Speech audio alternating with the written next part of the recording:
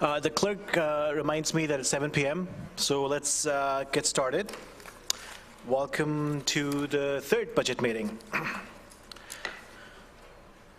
All right, we've already heard disclosures. I know we had disclosures heard at December 10th, 2018, that Mayor Kranz on page 331, Town Hall Construction, he owns property in the area, which was clause 3 of the staff recommendation. And Councillor Best had conflict on page 312, Sherwood Community Center, Park Elements, because he also owns property in the area. Any additional disclosures of pecuniary interest or general nature thereof, Councillor Best? Yes, since we're dealing with very specific items here in the report, I just wish to declare that the delay of the branch library opening at the new Sherwood Community Centre, as my wife owns property near the building. This is item D1 for the library, and the report cores 00919. Noted. Town clerk's coming in to see your autograph. We have no delegates, so we're going to jump right in. The motion's already on the floor. I'll read the motion again. It doesn't need to be moved again. I have a motion on the floor moved by Councillor Tessa Dirksen and seconded by Councillor Di Lorenzo that clause 1 through 16 of staff report CORS 068-18 be approved. The council will vote on sections on a recommendation differently because of conflict. Now, at this point, we have a presentation from Director of Finance, Mr. Glenn Cowan.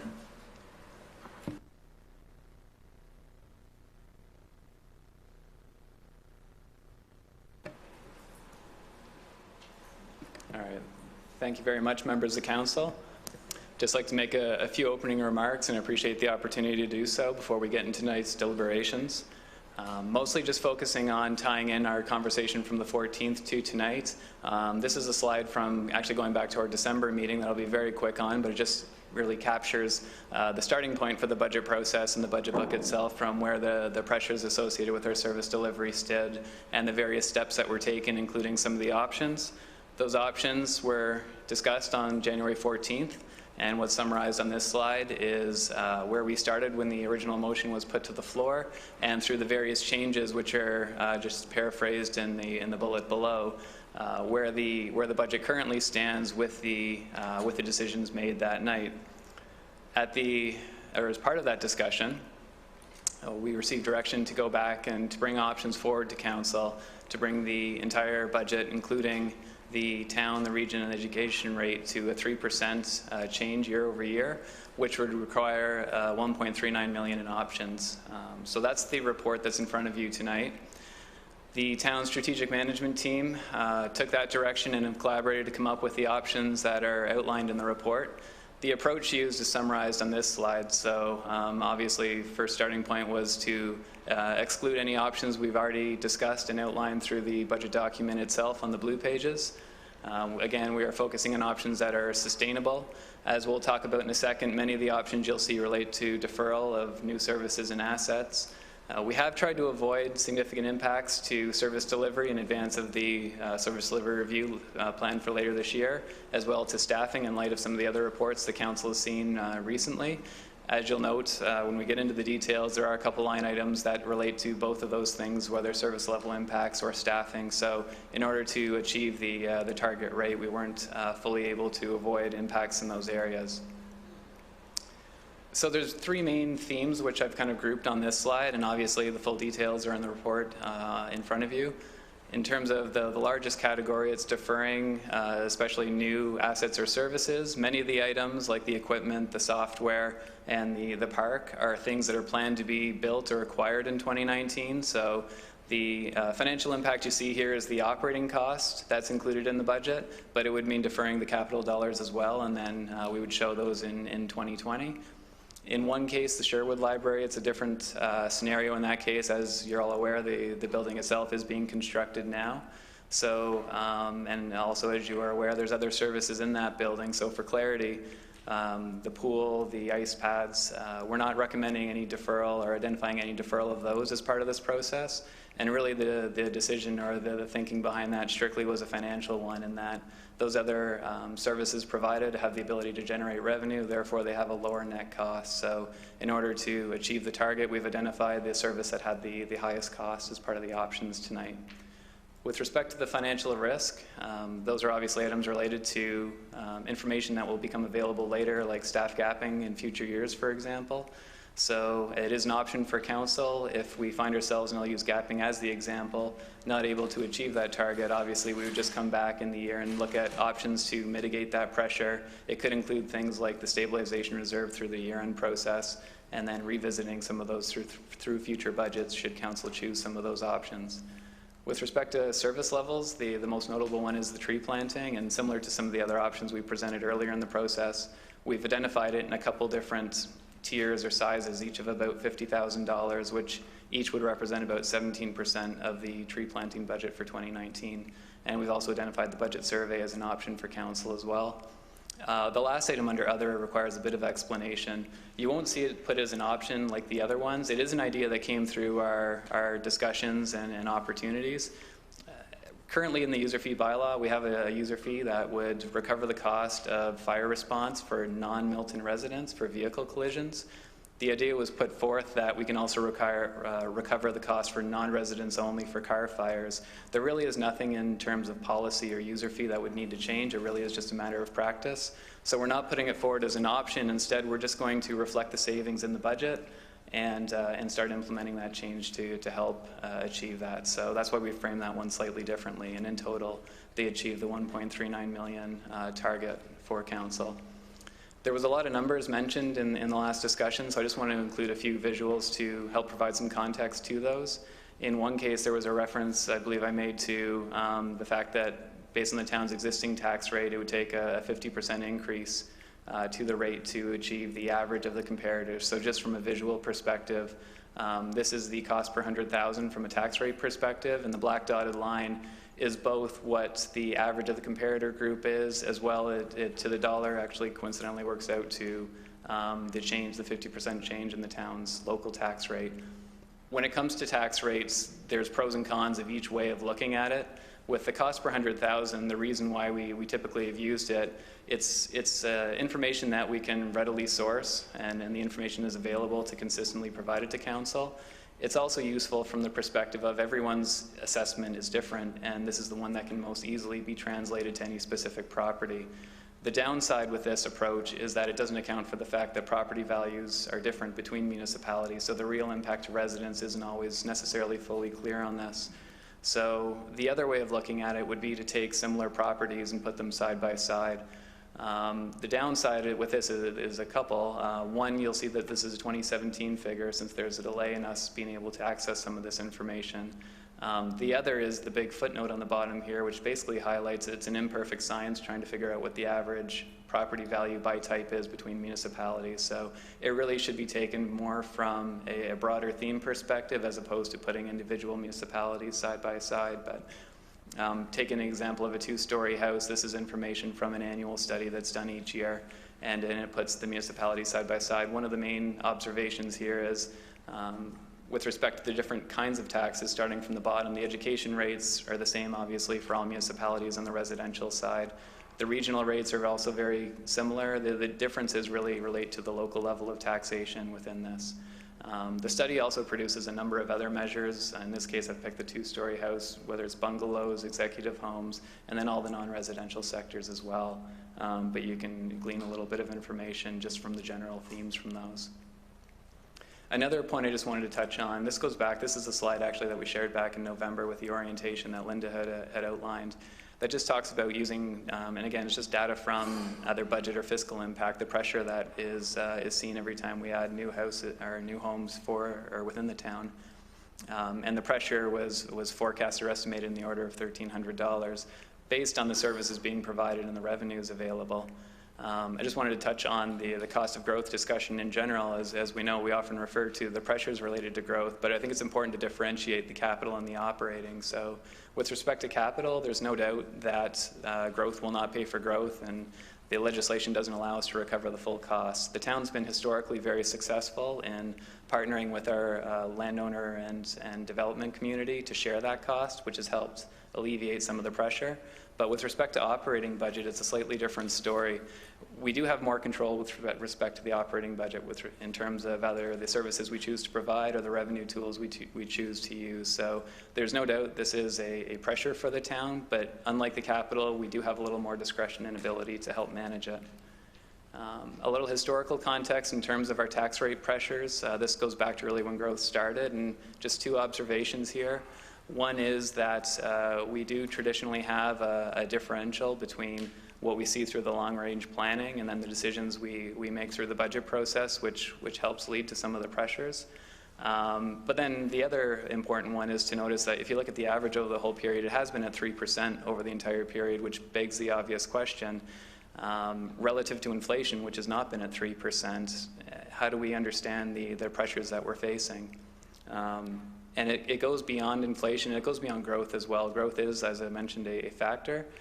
But going back to looking at the town's growth from really when growth took off, service levels that the community looks for today are very different from pre-growth, and we have a lot of services and facilities that didn't exist prior to then that do require an additional investment. We've talked before about the assessment base changing and the fact that we do need to see, and we will see through Dairy Green, more non-residential activity, which helps the affordability side on the residential.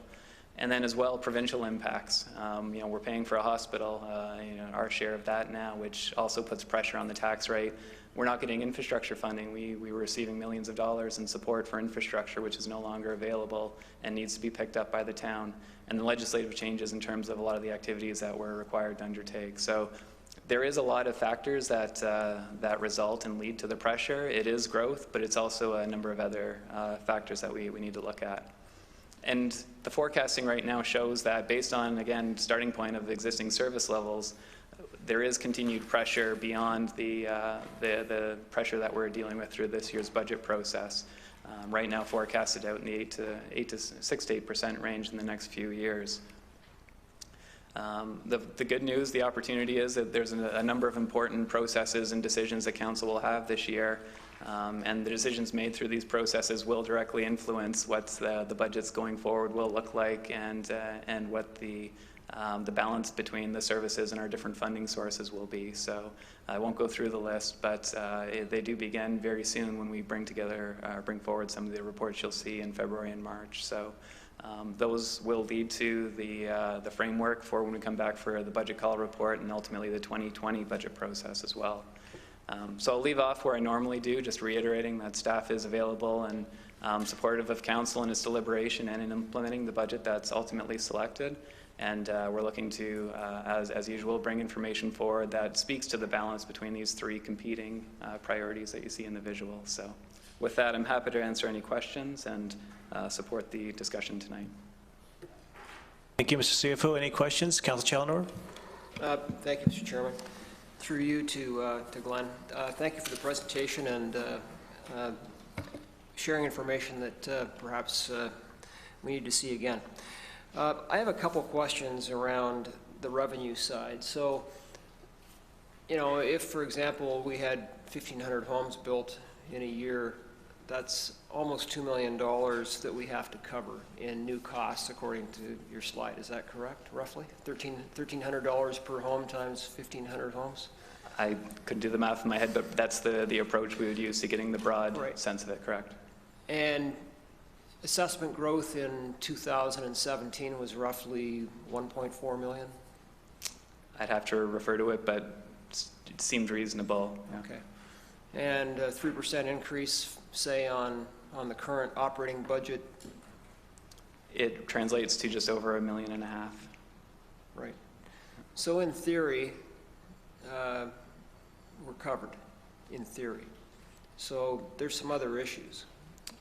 And correct, and part of those challenges includes some of the existing pressures as well. The infrastructure deficit, as an example, the additional $1 million we put in wouldn't be factored for in the growth-related figures as part of the non-growth pressure that we speak to. Right. The other thing that needs to be considered here, Glenn, is ability to pay. At the end of the day, that's what we're responsible for. What is the ability of the community to pay for the corporation of the town of Milton? And I think it's, going forward, there's probably a couple things I wouldn't mind seeing. One is an operating statement that kind of shows what happened last year and what's projected to happen this year, a balance sheet. And I think that there needs to be a discussion around ability to pay. And because at the end of the day, that's what concerns me. That's what I heard when I sought re-election, the ability of people to pay. And I think that in the last probably couple of months, we've heard a lot with respect to the province of Ontario and the federal government of Canada and the discussion around people's ability to pay, and the fact that, one glaring example of that is people are basically $200 away at the end of a paycheck of being insolvent. And people are not receiving even 3% increases to their salary on average in the private sector. And I think as a homeowner, as a consumer, how costs are going up. And you see it in the town of Milton, you see it in your personal life. And what is the ability of people to absorb that? So that to me is really important. I mean, I've outlined what I think is really important in terms of the information I need to make the right decision. And I appreciate everything that you've provided tonight, but I think as well we need to really take a look at, what is our true revenue picture. And I realize it's not always an exact science or an exact piece of math either, but I appreciate the information you've brought forward again. Thank you, Councillor. Councillor Clute, any questions for staff? Yes, Mr. Chairman, thanks very much. Thanks again for your report. I know that the last couple of weeks has been very busy around this this facility, and I just wanted to thank you and the rest of staff for doing what we asked and coming up with this report. On one of the slides you had mentioned, the tax rate pressures since 1998, and I guess that goes back before the big pipe or leading up to the big pipe. And one of the things that we've noticed over the years when staff through the budgetary process has sort of projected what Milton's growth is going to be from a permanent point, and then our actual numbers, if you look at that over the course of time, there's a gap between the two, and it's a shortfall. There's very rarely, if ever, since we've started this growth process, that we've actually exceeded our projections. Is there any particular, I'm just trying to figure out why over the course of the last number of years that we've been in that shortfall in projections. Right. Through the chair, that's actually a question I might actually look to see if planning might be able to provide some insight from a financial perspective. Absolutely, we've seen not just on the permit side, but our projections going back to the 2010 fiscal study projected Dairy Green starting a lot sooner than we've actually seen it. So we do continually adjust through things like the budget process to account for the timing changes, the timing of service delivery changes along as we see the growth evolve as well. So we do right size and push things back. And maybe just in terms of general comments on why some of the timing changes, maybe if our commissioner can.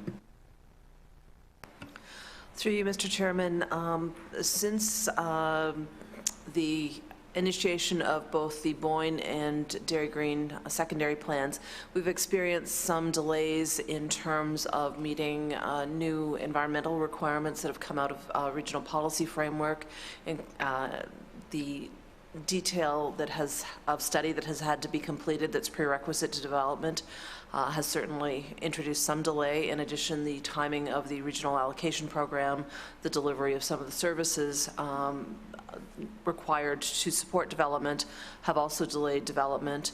And then finally, I would suggest more recently, some of the market pressures have also had an impact. On the residential side, as many of you may be aware, there's one particular developer who is a major landowner in the Boyne survey who has actually carried this allocation program to a large extent and bought a large proportion of the allocation.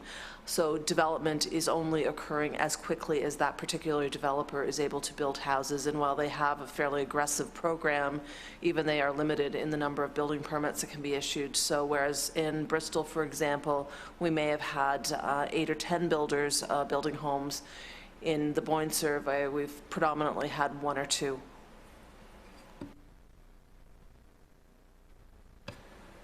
Thank you for that. And I also know that, and it was outlined on that slide that you were talking about the assessment base, the 13% decrease of from non-residential, and that has a lot to do with Dairy Green and the servicing issues that the region has put on us.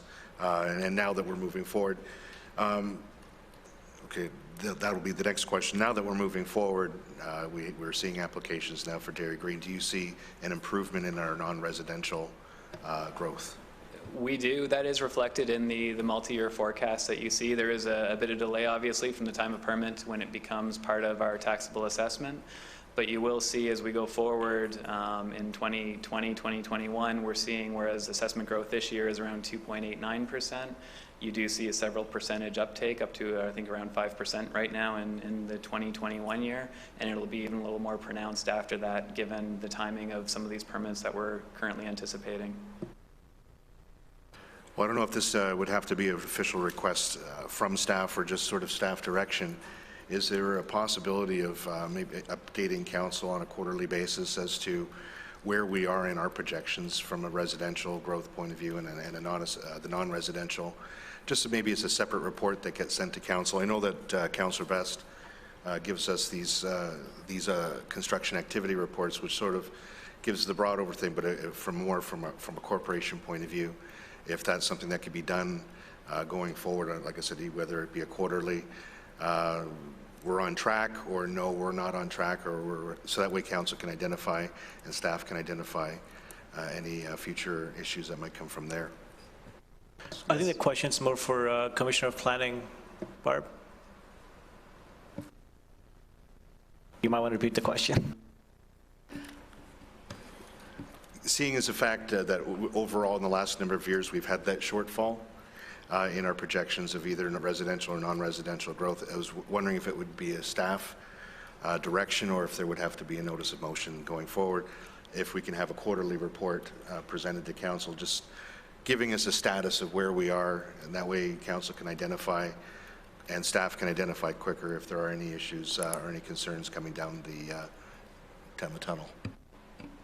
Through you, Mr. Chairman, the staff does produce those reports for internal use on a regular basis, so we could certainly package it slightly differently for council memorandum.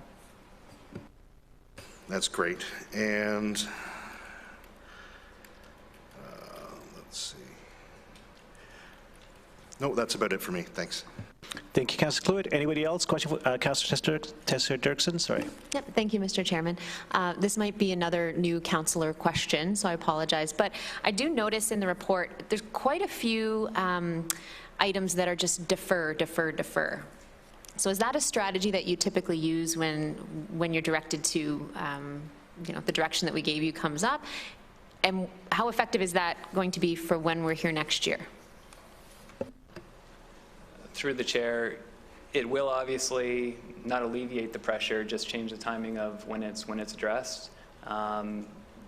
The alternative of reducing services, we have included in some of the previous blue page items, true service level reductions. Those are obviously typically harder sometimes for the community or the services to accept. From the perspective of there is a need and a benefit for those existing services. So we have used that methodology here in order to allow for some of the processes that we're anticipating in 2019, such as the service delivery review or some of the growth planning or strategic planning to occur, as those may help inform you know, a little bit further what this council would like to see before we make commitments for some of those.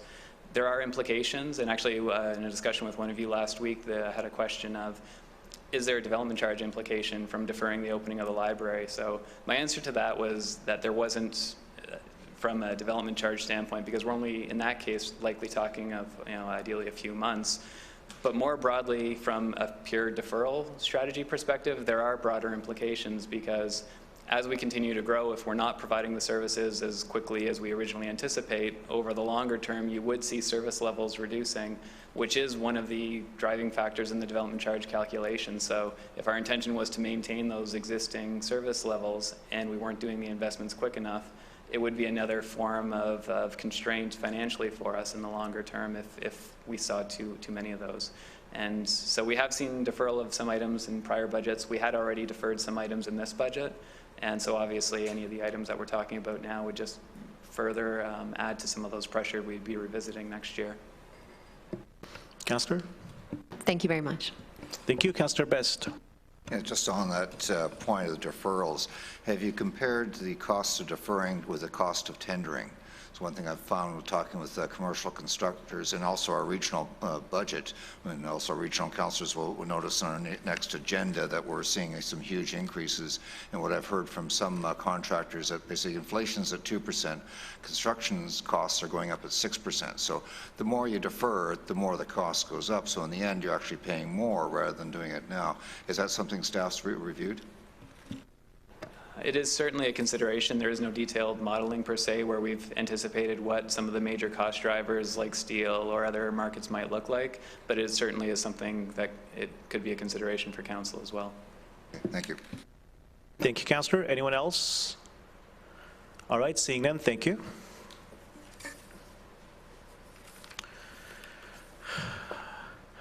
All right, so just like the previous meeting, staff will be tracking the tax impact. Where are my glasses? Of council decisions as they're being made, and will provide updates as requested throughout the evening with respect to town and overall tax impact to residents, including region and school boards. So you have the report in front of you. Just like the last time, I will go line by line and see if anyone wishes to move those that line. That way we'll be able to deal with them individually rather than jumping around. So the first item that Councillor Best has the conflict on is D1 Sherwood Branch Library, defer opening to 2020. Seeing no... Just for clarification. Yes. Right now, under the format, that would have happened unless we pull it out. Is that the scenario? All right, so if we don't do anything, then the library opening is deferred. For us to change that, we have to vote against it. No. So these items, you know what, I will have Mr. CFO explain it more technically. Sure. These items have been identified in the report as options. They are not recommendations or currently assumed in any budget. So using the first as an example, right now, with no motion by council, the library will open this year as planned. Thanks for the clarification. Thank you. So let's start again. Any mover to this item?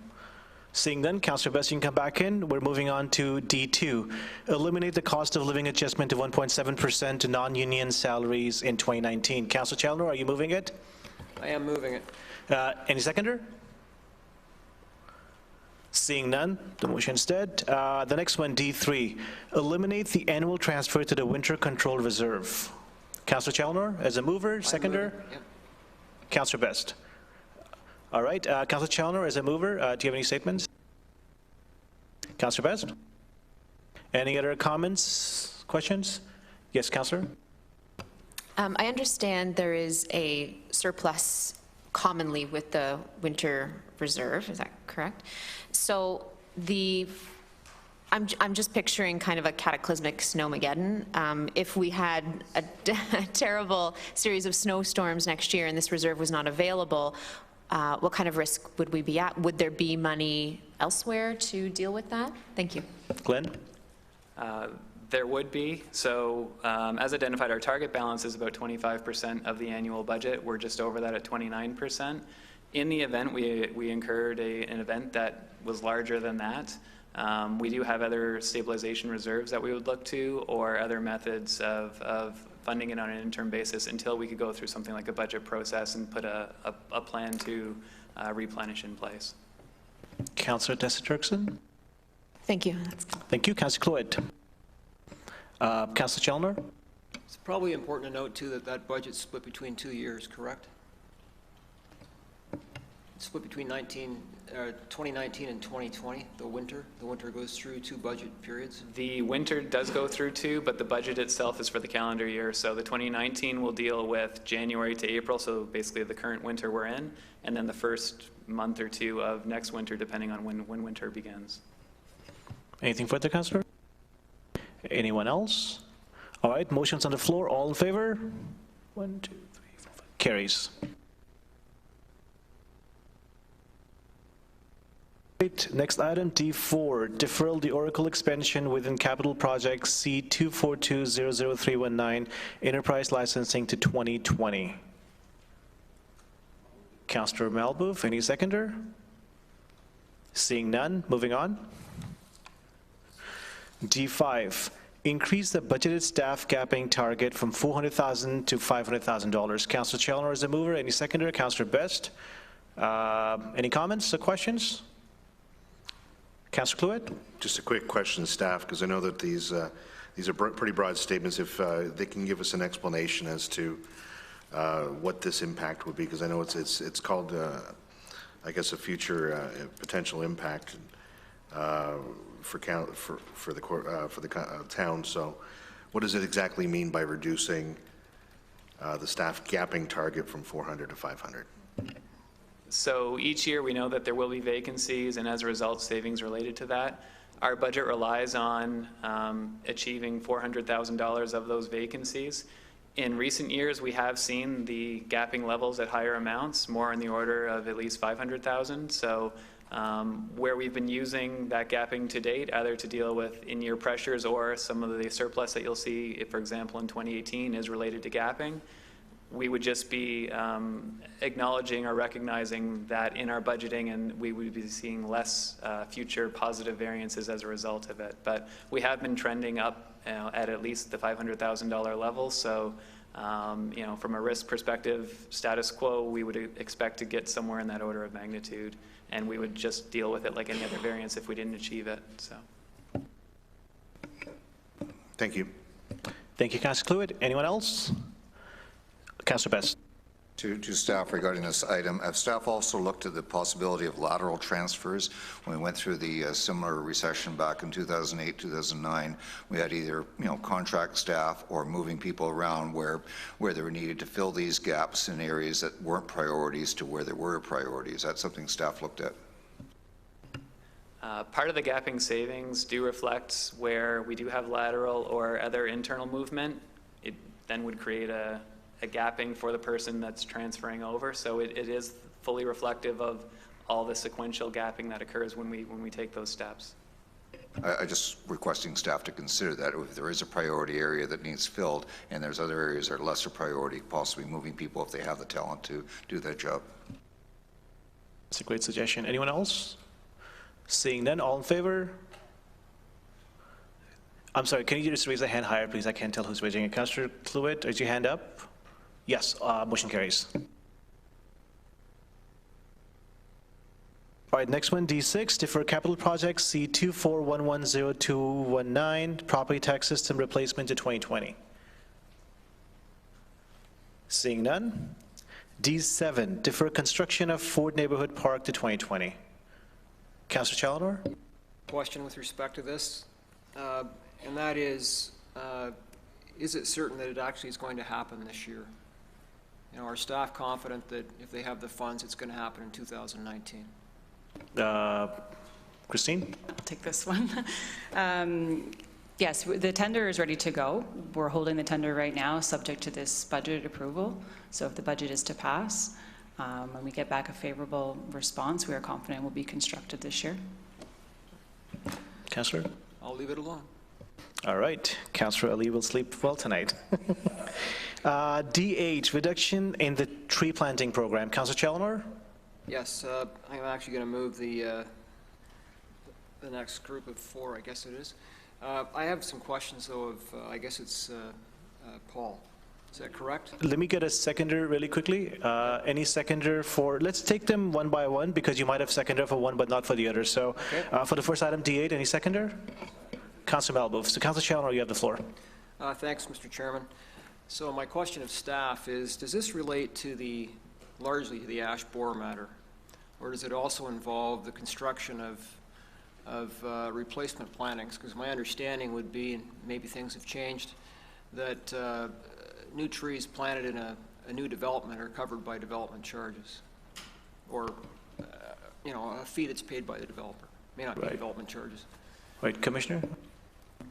Through you, Mr. Chairman.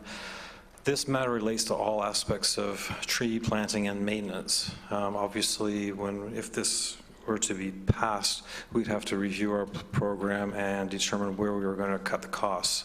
Obviously, our first priority would have to be public safety, so we would work at reducing or cutting down trees that have the potential of creating a problem for the public.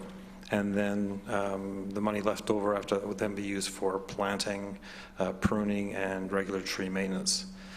In regards to the question about trees in new neighborhoods, those are planted by the developer, and they're responsible for those trees for approximately 2 years after a 2-year warranty. Councillor? So the cost then is not just the replacement of trees, it's actually the maintenance of existing trees as well, is that correct? That's correct. Okay. So I have another question, Mr. Chairman. It relates to something to think about, I suppose, and I don't expect Paul to necessarily get all excited when he hears it tonight, that's for sure. But a number of years ago, I had sent a note to town staff with respect to when the ash borer matter occurred in our community about offering an income tax incentive, a tax receipt, if you will, to homeowners who would pay to replace trees on boulevards behind their properties, et cetera, because the town didn't have the financial resources. What community could have possibly had the financial resources? None did. It's just an act of God, if you will. I didn't get a response. And I think that town staff should consider this as a way of dealing partially with this, but partially with, God forbid, more trees are lost because of infestation. So I don't expect, Paul, you to answer that tonight, but let's take a look at it. It's a way of incenting people to plant trees and perhaps alleviate some of our costs. For Mr. CFO, I assume you've taken down the suggestion. All right, any other question on this motion? The motion's on the floor. All in favor? 1, 2. All opposed? Motion fails. So next item, D9, same, except another 50,000. Seeing none, D10. Yes, Councillor Chalmers? I'm moving it. So we're back to D9. Councillor Chalmers has moved D9. Any seconder? Seeing none, moving on to D10. Same? Same. All right, seconder? Councillor Malbov? Any comments or questions? So we're at D10, the motion's on the floor for the reduction of the tree program by 53,675. I need to keep putting the glasses on. All in favor? 2, 3, 4. All opposed? 2, 3, 4. Motion fails. So we're on to D11, defer CMIC licensing within the capital C24110019 department-specific initiatives to 2020. Any mover? Seeing none, moving on. D12. Defer growth capital project C460104 tractors, loaders, and backhoes to 2020. Councillor Chalmers is a mover. Councillor Malbov, seconder. Any comments or questions? Councillor Best? A question to staff, as I mentioned about the increase in tender costs. What are the tender costs going on this type of purchase? Are they the same, greater than inflation? Because again, we could be asking, we may be cutting $44,000 here, but we could be spending $60,000 next year. What is the trend? Mr. CFO? Through the chair, I'd have to get market-specific detail on this to give you a specific answer. It is obviously subject to some of those same considerations on, the material costs that we're seeing more broadly, but as to this specific market, I just don't have information that's readily available. Okay, so far, but from what I've seen from our variances, most of our tenders are unfavorable because they're coming in higher. And I'm not even going to mention what's happening in Toronto with their streetcars. Anyone else? Councillor Chalmers? A general comment about the manufacturers, and it may not reflect necessarily the reality in a given market, but we're at the end of a cycle in terms of manufacturing. We've been on about a 10-year cycle. And if you look at what's going on with the John Deeres of the world and the others, their sales are drying up, starting to. And so I anticipate that this would be competitive in a year. I take Colin's point about a number of things, but that market is a little weak right now. And you can compare it to automotive manufacturing, which is also weakening. Housing is down. New housing sales are down 40% so far. So there is a trend. Thank you, Councillor. Anyone else? Seeing none, all in favor? 2, 3, all opposed? Motion fails. D13, defer growth capital project C40101, one-ton dump truck to 2020. Councillor Challenor? I'll move. Councillor Malbo seconds. Councillor Best. A question to staff. I can understand where Councillor Challoner is coming from, but in the type of things like this, is this something that could be contracted out or basically just leased until we really need one? Because, you know, they've raised this previously where leasing sometimes is cheaper than buying something. Is this something we could contract out or lease for a year? Mr. CFO, or whoever wants to take. I'll take a first shot and Paul can add to it. The services provided themselves in this area are already a balance of contracting out and internal resources. In this specific case, it's been identified as an investment that will help with efficiency as well as just the total volume that we can do internally, as opposed to having to send some of that out. So through staff's review of it, it's been determined that this is the best way to achieve efficiencies and savings in that area. Thank you for the information. Thank you. Anyone else? Seeing none, all in favor? 2, 3, motion fails. D14, adjust budgeted fire service salary based on updated market assessment. Councillor Challoner is a mover, Councillor Malvo seconder. Any other comments or questions? Seeing none, all in favor? 2, 3, motion fails. All right, D15, discontinue the statistically reliable budget survey. Councillor Challoner, mover. Councillor Melbo, seconder. Any comments or questions? Councillor Challoner. I take issue with the fact that it's statistically reliable. I think that's a bit of an editorial comment, and it's not accurate. So, you know, are we discontinuing the budget survey? That's what's being proposed. Whether or not it's statistically reliable, that's a discussion for another day, and I'm moving it. Councillor Di Lorenzo.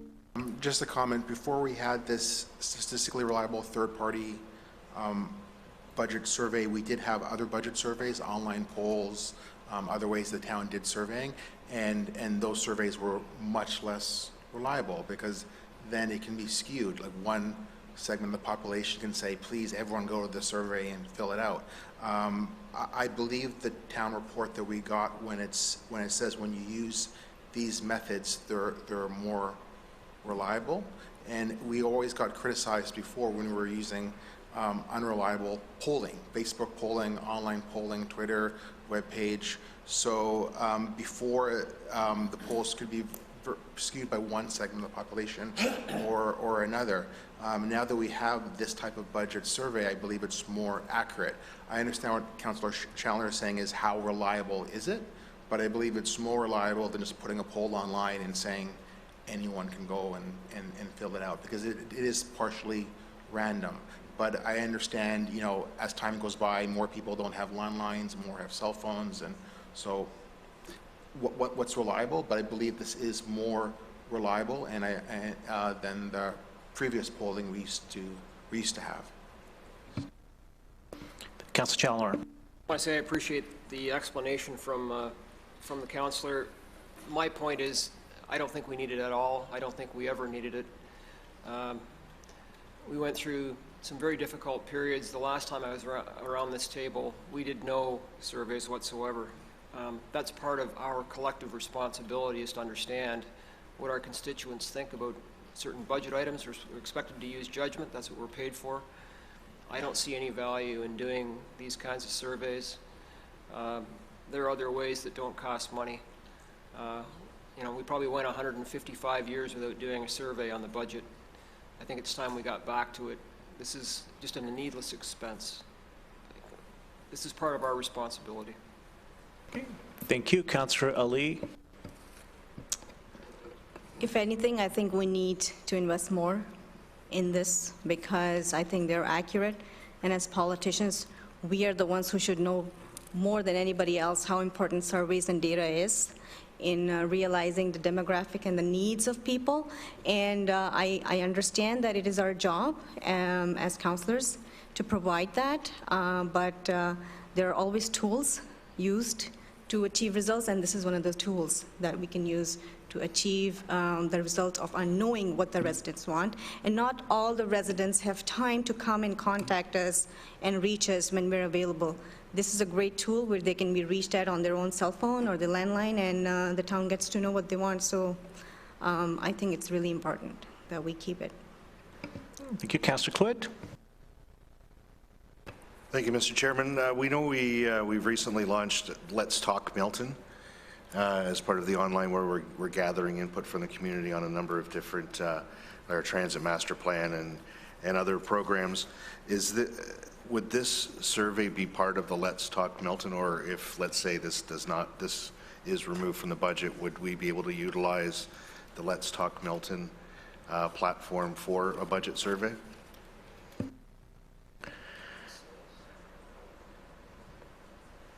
There's some consultation going on between staff to figure out who takes this one. Through the chair, the answer is yes. Short of this survey, we would use that platform as part of our engagement. It would be subject to some of the same challenges we might have had in the past with our other survey in terms of the representation of the community versus the interested groups, but it would be the avenue we would first look at. And Ms. Hills, if you have anything to add, you're free to come up and answer the question directly. Councillor Cluett? All right, any other comment or question? Oh, Councillor Melville, sorry. Thank you, Mr. Chair. I have to agree with Councillor Chalonar. We all know that polling's, depending on how the question's asked, what the answer is going to be. Usually the people who get involved in the polling or who respond to these things are special interest groups looking for their target. And so really they're not that statistically reliable as stated here, and I agree with it. I do polling every day. I hear from people every day, and we talk, and that's what our role is as members of council. That's what we get elected for. So again, we're trying to cut things, and basically we're cutting nothing. I mean, we can cut this $15,000, and I don't believe it'll be any impact. If there's any issues out there, we'll hear about it. Okay, anyone else? Seeing none, all in favor? 1, 2, 3, 4. All opposed? Motion fails.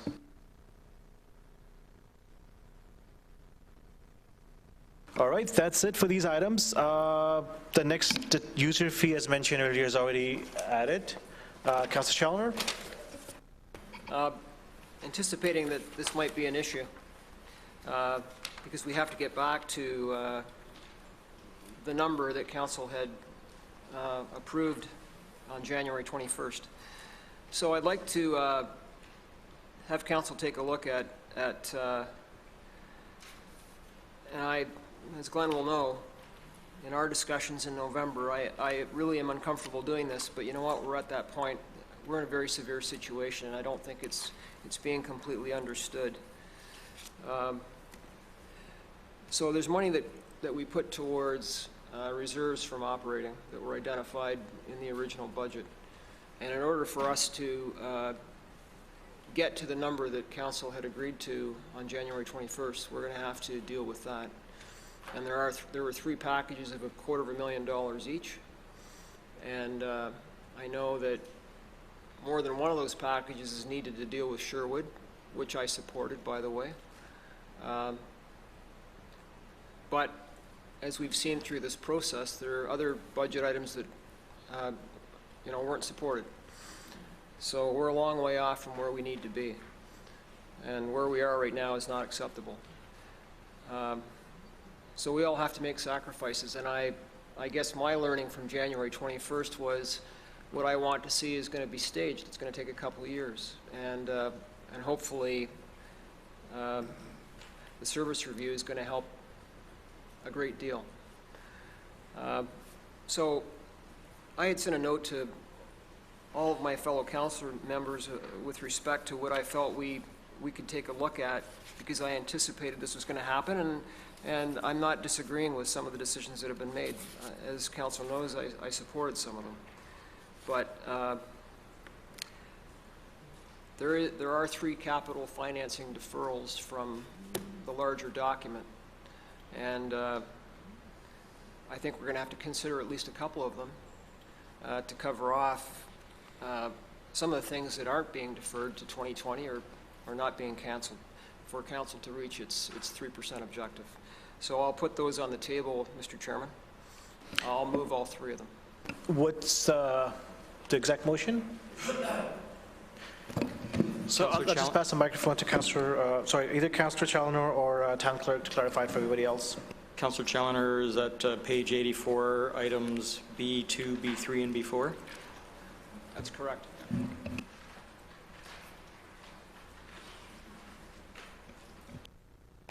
So motions on the floor to take out items B2, B3, and B4 from page 84, which are capital financing. I'll read them out, just one line description. Reduction in funding to reduce the infrastructure deficit. The next one is additional reduction, and the third one is additional reduction. Together, it adds up to $73,000. Any seconder? Councillor Best, are you seconding it? And also question to staff. Just on these capital projects that were highlighted, this is on page 84 of the budget book, if anyone has it. What projects were you looking at in particular that this funding be reduced? Through the chair, it wouldn't be projects within the year 2019. This is funding that was going towards the 10-year forecast and the reserve balances. So it would be something we would have to, and we wouldn't be able to answer that tonight. We would be taking that away, and it'd probably be, to be honest, through next year's budget process where we're retooling the 10-year period to show what the impact of not just the first year, but the 10-year cumulative impact of that funding would be. Yeah, just a comment, Mr. Chairman, is I can see where Councillor Challoner is coming from, and this is a difficulty when you had that list of items. One other point that we didn't have, and hopefully the mayor could highlight some of his meetings today, is the regional review. We don't know where we're going to go. We may not even have some of these services in 2 years' time. So I can agree to on this motion. I'd like to hear more what's happening, because we don't only have our own studies. We only have to look at the region. We have a number of things going on there as well as provincially. So I think this is something to look at. And if we do have these services 2 years from now, we hopefully have the industrial assessment to help put the money back into it. But I agree with Councillor Challoner. We are in a dilemma. We're still way over what we expected to be at this time of night. Councillor Di Lorenzo. So in my opinion, this is short-term thinking that gets us to the situation we are in today.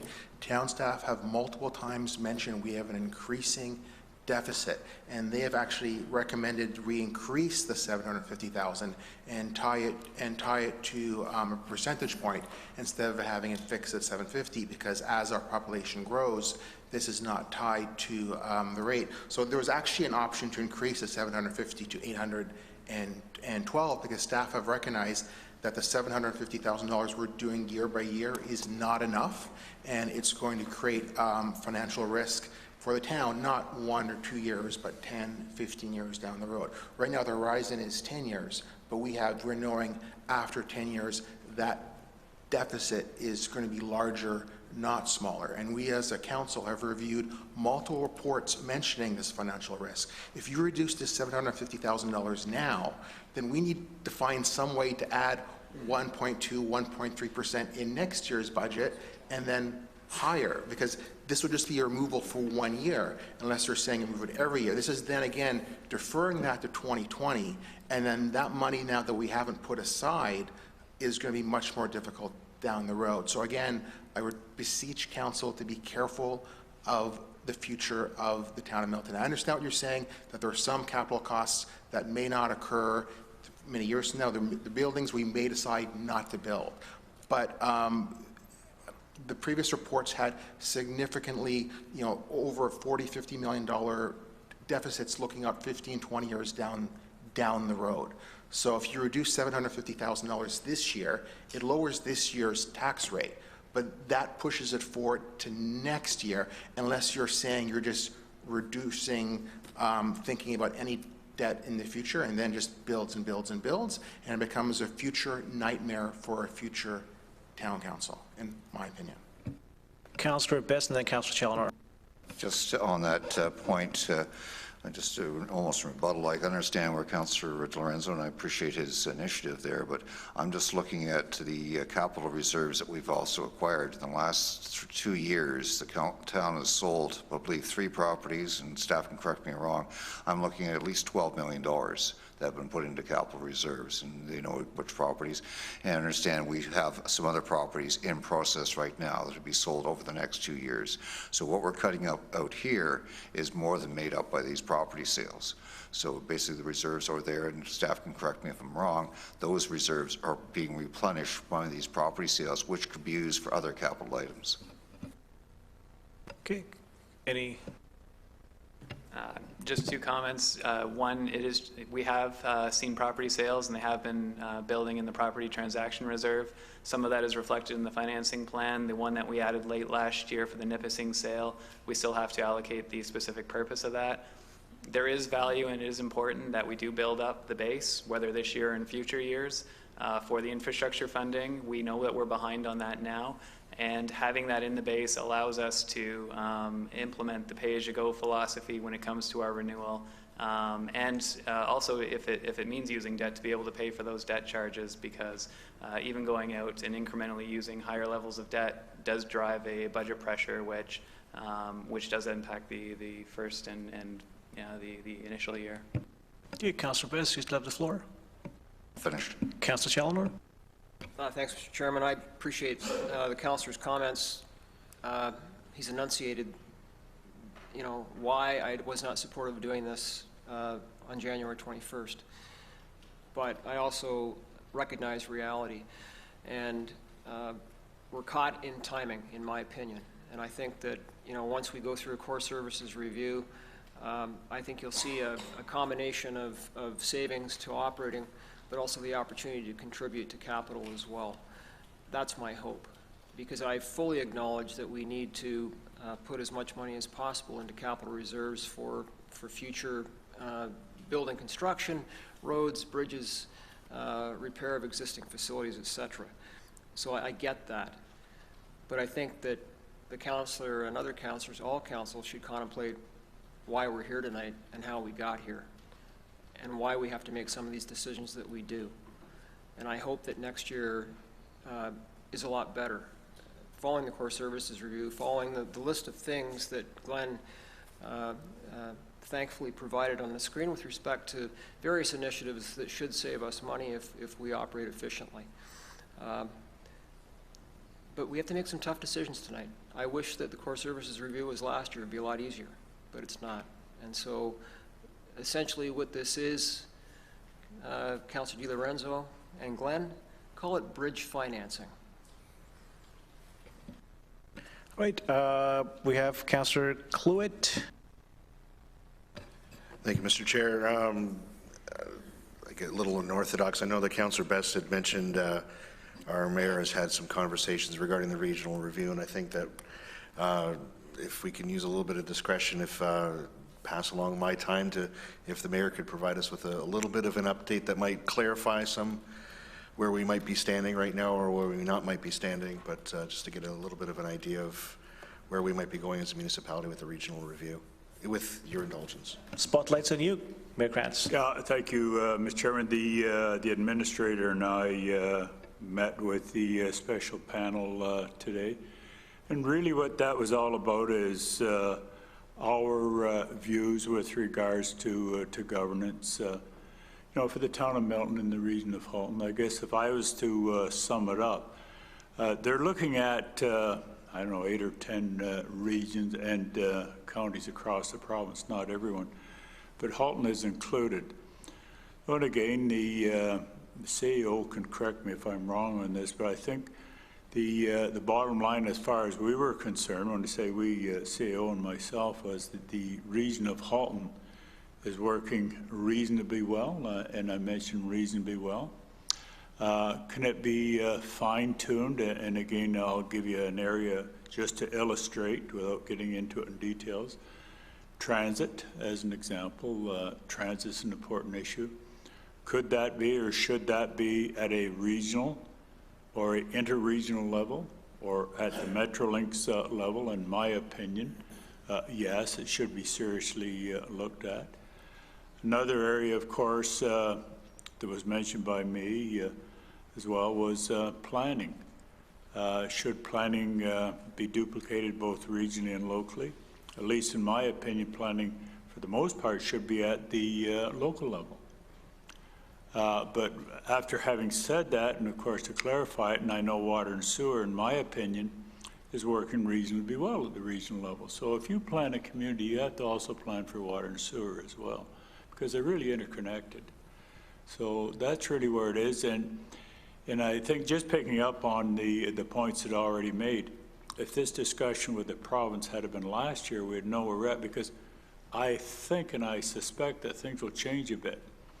Now, one size doesn't fit all, and I'm well aware of that, and that point was made, and I think there's agreement with the two individuals that was listening to us today. So I think for the most part, you're going to see things tweak. So we might be just a little bit premature on going ahead with a lot of this, and I support what Councillor Chandler's attempt to do in this particular area, just because of some of the unknown. And I know things can't and won't stop just because of that, but I think we'll know reasonably quick with regards to where the province is going with municipalities. That includes Milton and Halton. So, Mr. Chairman, with your permission, I'm just wondering if I have missed anything, because we had a good half hour with those two individuals today. If the administrator has any further to add. So, Mr. CEO? If I may, Mr. Chairman, I think the Mayor highlighted all the issues that we dealt with within the half hour. As the Mayor says, there's a lot of unknowns.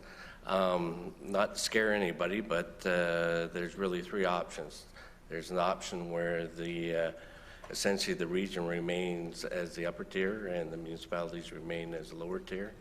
There's another option whereby the region is replaced by either a West GTA-wide services board or a Greater Toronto Area Services Board, for that matter, and dealing with the issues such as transit and water and wastewater.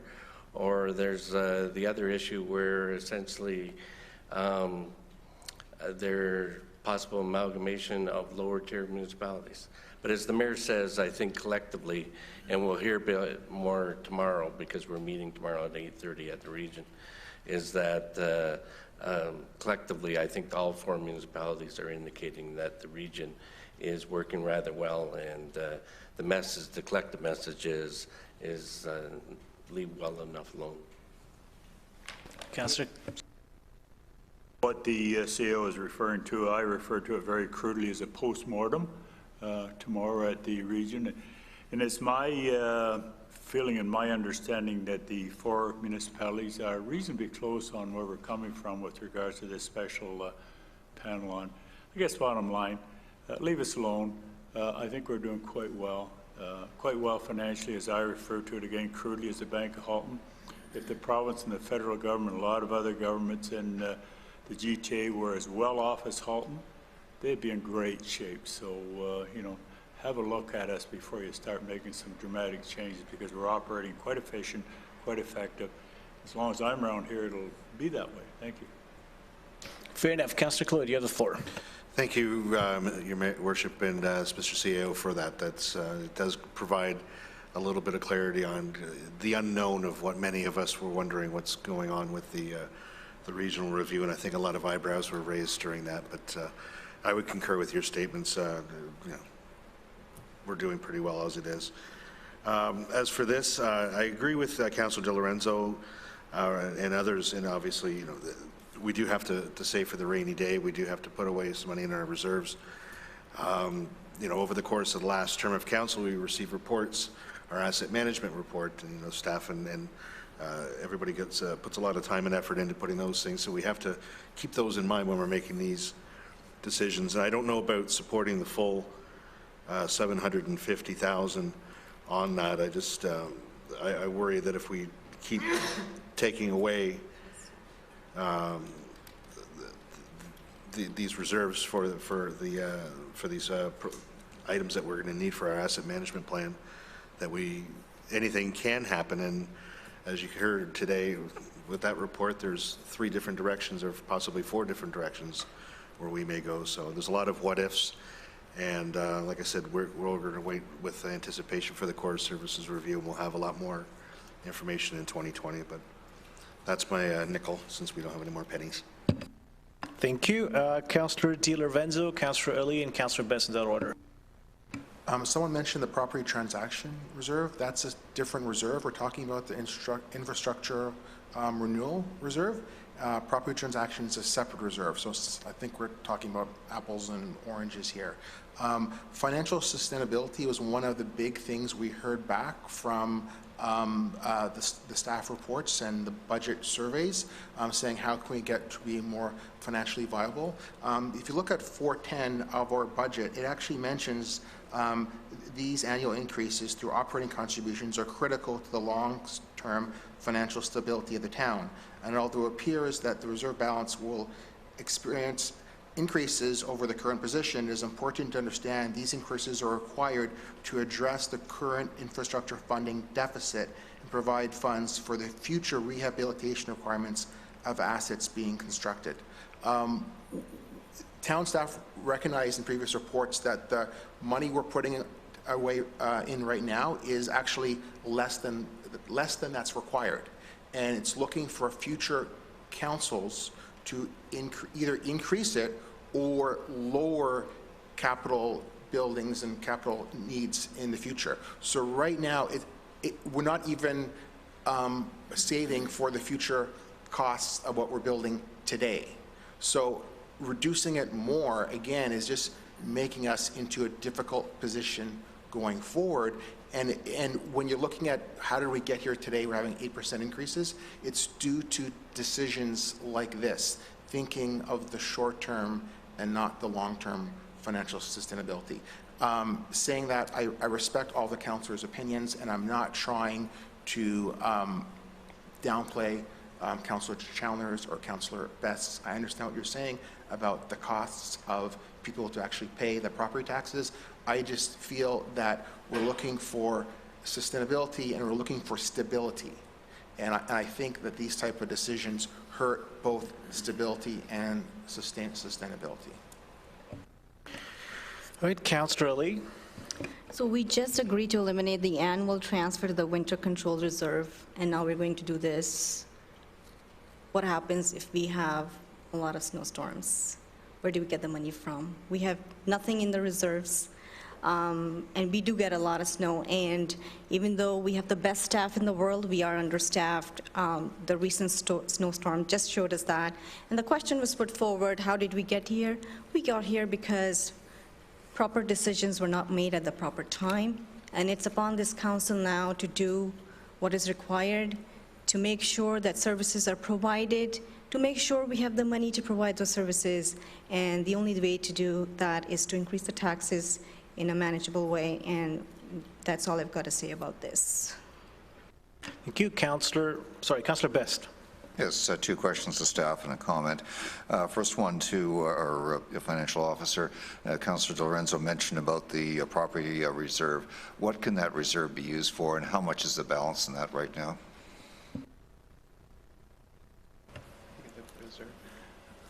The property transaction reserve we currently use for, one of the main uses in the 10-year forecast for it right now would be looking to use it when we address the Civic Precinct project. It's one of the funding sources. Money comes in through the property transactions, so the sales, as we mentioned. There's also things like lease revenue for 555 that would go through that reserve. And there's various strategies related to land acquisitions for corporate uses. The other reserve that was mentioned was the infrastructure renewal reserves, which the item in question right now, the $750,000, is related to. That is for replacement of existing infrastructure and the future saving for those renewals. The information I think we shared back at the time of the budget call and through things like the asset management plan, in total we've got in the order of, I think it was $32 million at the time of the budget call report in those non-growth related reserves. Versus the asset base, which if you look at the amount that on our balance sheet at least that we've depreciated was in the order of several hundred million. Just want to clarify that. Just on the question, because I understand where councillors are coming from, to the CAO or the Economic Development Manager, I'm aware of possibly 3 properties the town will be selling over the next year or two. What does staff estimate to the amount of money the town will be netting from those without giving away any addresses and stuff? What are we looking at? Because I think that's far more than what we're looking at tonight here. Mr. CEO? Thank you, Mr. Chairman. That's a very difficult question to answer. First of all, I wouldn't want to, because of the property matter, to identify the properties and the potential price of what we may be getting for those, and the timing as to when we would be putting them on the market. Just a general comment, from a property point of view, I'm glad that Belvedere Real Estate would seem to buy a lot of things, turned over to Man Real Estate where we were selling a lot of things. But as Glenn has identified, those monies that we have collected are hopefully intended for the development of the Civic Precinct Square and future parking, along with the possibility of developing an office building within the parking lot.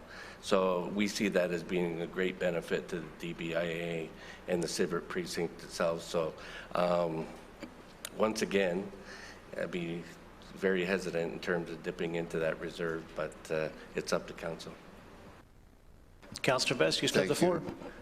Thank you, Cecilia. You make a great diplomat there. In terms, I understand the, but from what I can see, just in my background, you're looking at several $1 million, and I'm not going to identify the properties, which would be more than what we're talking about here. And you pointed out some significant investments the town not only be making, but also receiving tax income from, which is basically where we're going to, what the problem is right now. So I'm supporting Councillor Challoner's motion. I can understand the reserves that other councillors have, but I think we can overcome that through other methods. Okay, Councillor Tessa-Dirksen and then Councillor Challoner. Thank you very much. I just have some general comments since we've gotten to the point where we're looking at digging into reserves. I said at the last meeting that I felt it was financially irresponsible to overspend, but I felt it was also financially irresponsible to underinvest. I believe underinvestment has got us to where we are. For decades, Miltonians have enjoyed, or for many years anyway, Miltonians have enjoyed the lowest tax rate in the area. Even if the budget was passed as it was presented to us, we would still have the lowest property tax rate in the area by a breadth, by a lot. I've spoken to many constituents about this. Incredibly, many of them understand that they have to invest in their community to have a nice community to live in. Most of them are very reasonable people. They're responsible people. They're community-minded, and they don't want to see their services cut. They don't want to see us put at financial risk. Taxation strategies that work 1 year or 1 term in the past and the future, that's fine. But that doesn't mean they work always. It is not always a good idea to continue to apply the strategies and tactics we've used in the past. The reality right now is that we are trying to put a square peg into a round hole. It just doesn't fit with our financial reality. If we continue to defer and dig into our reserves, we're just going to be here next year and the year after and the year after. How much longer are we going to kick this can down the road? Thank you. Councillor Challoner. Yeah, and that's my point. We've been kicking it down the road for the last 8 years, and it's time to stop. And the square peg in the round hole is exactly what's been going on for the last 8 years. And we've had a deficit of fiscal understanding around the council table, quite frankly, that got us here. And the fact of the matter is that take a look at every municipality around us and ask yourself if they're passing 8% increases in their budget every year and then hiding under the skirt of the region that they're in. They aren't. And the fact of the matter is, I go back to my comments that I made to Glenn. The ability to pay simply isn't there. The fact, the statement that we're not going to put any money in reserves this year, even with this, is false. There's still money going into reserves this year despite these reductions. There's still money going into our reserve fund. It's less. And I don't like it as much as anybody around the table. But you know what? This is the bag we were handled, and we've got to deal with it. And if we don't deal with it now, in the next 2 years, we're in serious trouble. Like, we have a spending problem. And the fact of the matter is, and I was a part of those, the budgets that got us to where we are in terms of our fiscal standing in the province of Ontario. We wanted for nothing. We had everything we wanted. We had enough that we funded on our backs growth before we were getting taxes from those residential homes that were being built along Trudeau. We didn't get money immediately for that. That was funded by the existing community. So, you know, we had a good financial situation. We let it get away from ourselves. And it's about time that we understood completely what is going on in this community fiscally, because I don't see that we do. When we go into a discussion like this tonight, and where are we at the end of it? Basically no further ahead. You need to understand, you know, we're in a tough situation, and I don't think it's being understood. But I'll grant all of you this, you're not getting all the information either. And I think when you do get all the information, you're going to see what I'm telling you tonight. You've got to start making decisions tonight for next year. And next year, after a core services review, you've got some more tough decisions to make. And sometimes you do have to make the tough decision around what I'm asking you to consider tonight around reserves, okay?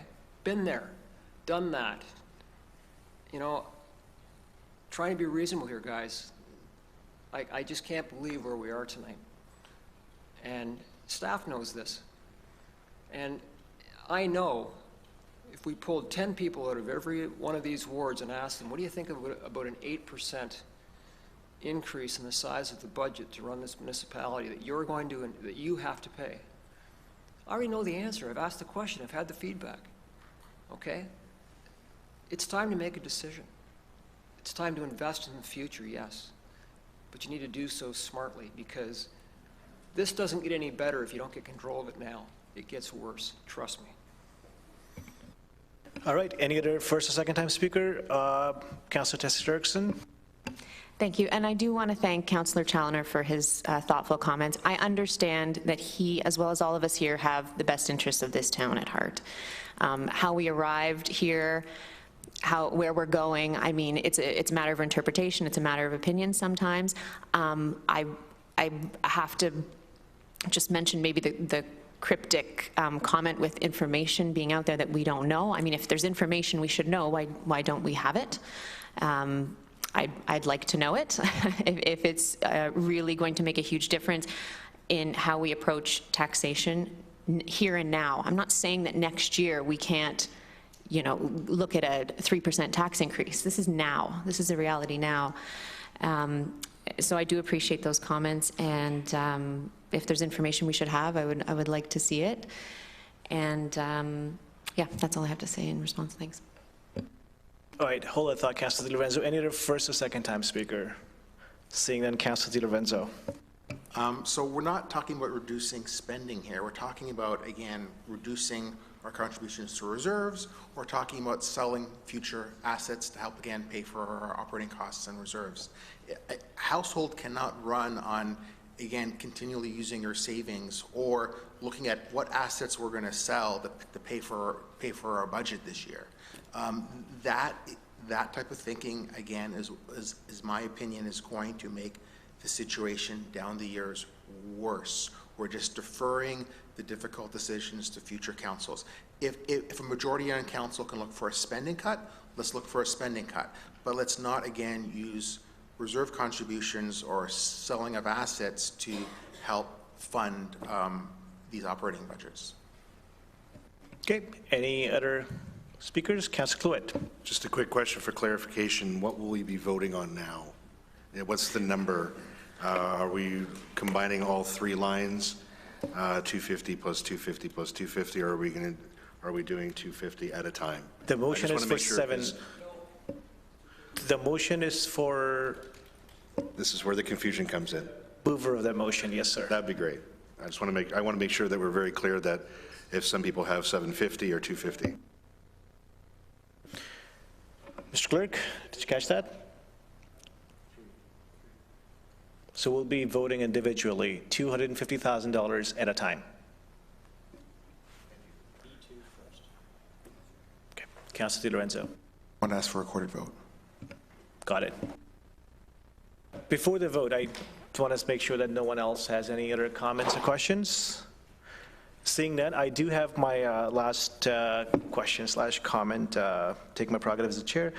So my concern is if leaving funding as is so difficult, adding it in the future year will be impossible.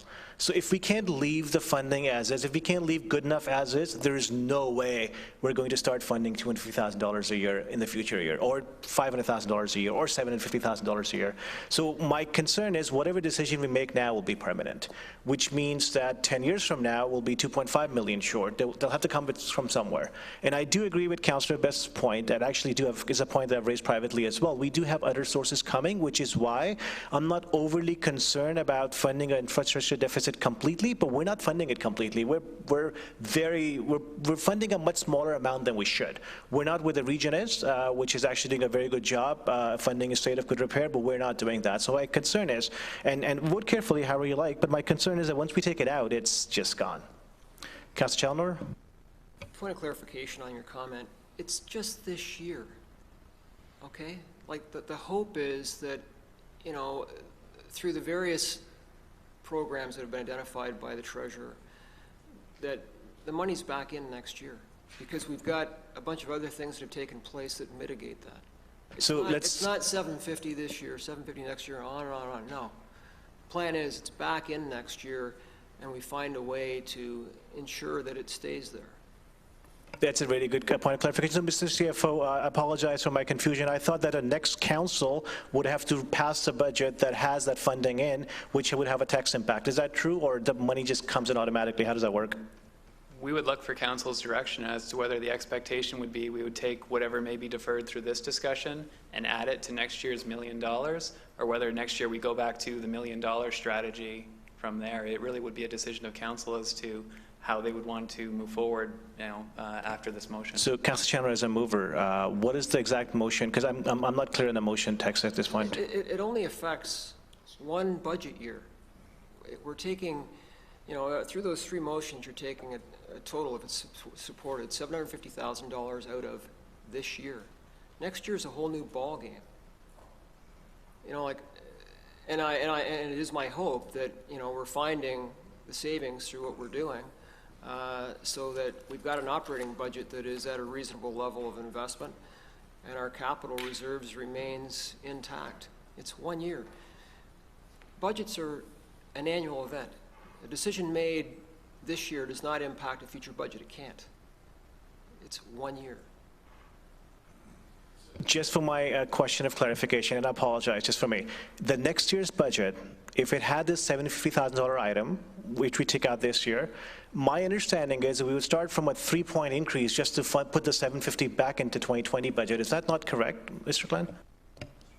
If we were to restore the plan to where we were currently anticipating it to be in 2020, you would be adding next year's $1 million, which is just under a 2% increase, and you would be adding the 750 as well if you wanted to get the plan back on track in terms of what that sustainable amount. And to put the annual amount in perspective again, the 2019 budget proposes in the order of $20 million of tax-funded money going into reserve for future renewal. We also have some sources like gas, the federal gas tax, so we have in the mid-20 millions of infrastructural renewal funding annually.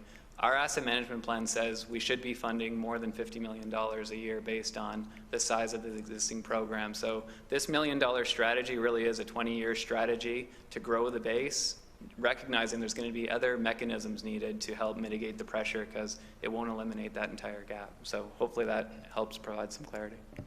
Councillor Chalmers? So, you know, say we found $750,000 in savings through the core services review. That frees up that 750 to go into reserves. Decision by council, but that's what we're hoping for. That's what I'm hoping for. More actually, to the point that you've made and has been made by the treasurer. We need to put as much money in as possible on an annual basis. It's perhaps underfunded, but again, that's how it works. So. You know, if we can find $750,000, then we're golden. But quite frankly, we're not golden because we got to deal with the operating budget too. Councillor Tessler. Thank you. Well, if I could find $350,000, I'd be golden, sure. I think the concern I have is with the core services review. I don't think that's going to be a silver bullet necessarily. I think maybe we're putting too much confidence in what this review is going to show us. And at this point, I'm still not comfortable digging into these reserves based on a hope that we may be able to find the money next year, perhaps. Any other comments? Seeing none, all in favor? The recorded vote has been called, sorry. So, Mr. Clerk, you take it from here. All in favor, please rise. Please stand. Councillor Best, Councillor Challoner, Councillor Melbuff, Mayor Krantz. All opposed? Councillor Cluett, Councillor Ali, Councillor Di Lorenzo, Councillor Tesser-Dirksen, Chair Hamid. Motion loses. Motion loses. Any other motion on the floor for the budget? Councillor Challoner. It's B3. Yes, my apologies. Sorry. B3 is on the floor, and then B4 will be on the floor. So, Councillor Di Lorenzo, do you want to record a vote for B3 as well? For each of them. All right. So, same drill. All in favor of B3, please stand. Councillor Best, Councillor Challoner, Councillor Melbuff, Mayor Krantz. All opposed? Councillor Cluett, Councillor Ali, Councillor Di Lorenzo, Councillor Tesser-Dirksen, Chair Hamid. Motion loses. Motion loses. All in favor of B4, please stand. Councillor Best, Councillor Challoner, Councillor Melbuff, Mayor Krantz. All opposed? Councillor Cluett, Councillor Ali, Councillor Di Lorenzo, Councillor Tesser-Dirksen, Chair Hamid. Motion loses. Motion loses. Thank you. Any other operating motion before we take a quick recess and get the number? Yes, Councillor Challoner. Yeah, I have a couple other things I'd like council to consider. One is a hiring freeze that would be at the discretion of the CAO and council to deal with. So as new hires are required for the organization, it would require council and the CAO to discuss. So that's my motion. Councillor Best, you're seconding it? I just wanted to get the wording of the question. Mr. Clerk, did you get the wording correctly? Not particularly. I'd like some clear direction. Is it council making decisions on all new hires, or is it the CAO? It would be the CAO in concert with council. Is that clear, Mr. Clerk? Do you want to repeat the motion just for all of us? That there be a new hire freeze unless approved by the CAO and council. That cover the motion, Mr. Councillor Challoner and Councillor Best? Yes, Councillor Cluett. Just for confirmation, how long would this hiring freeze be? Would this be until core service review is done, or would this be for the fiscal year 2019? Yeah, it would be for fiscal year 2019. Mr. Clerk, can you add that to the motion, please? Thank you. Councillor Ali?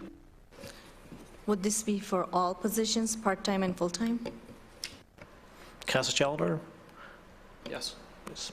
All positions. That's how I understood it as well. Thank you.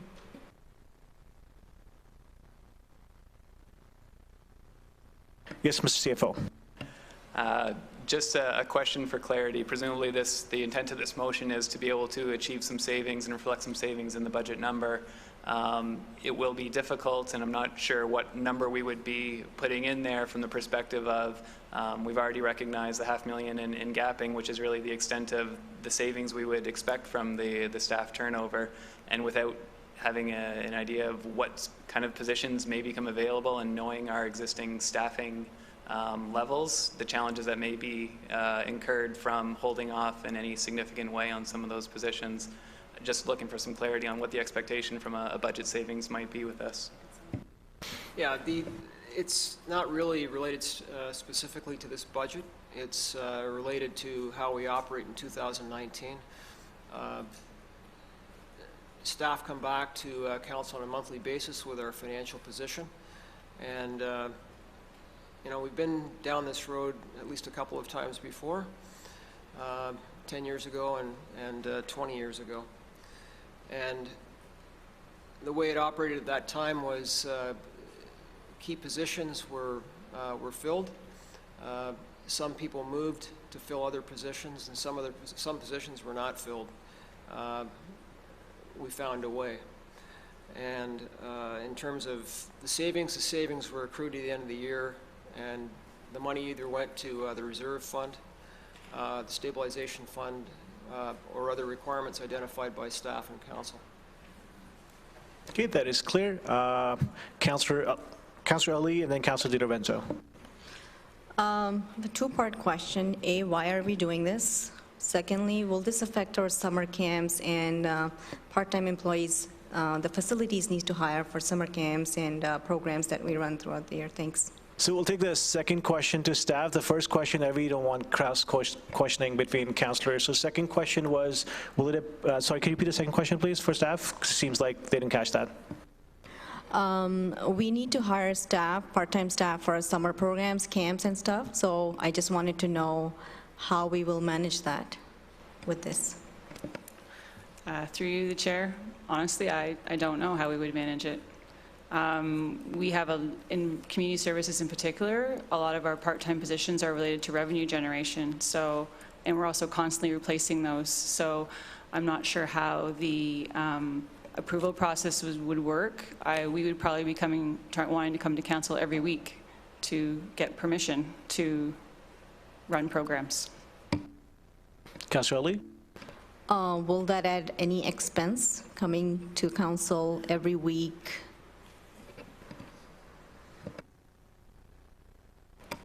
Through you, Chair, I think what I'm trying to, the point that I'm trying to make is that it would make it very difficult for us to stay in business. Councillor Ali? Thank you. Okay, I have Councillor Di Lorenzo.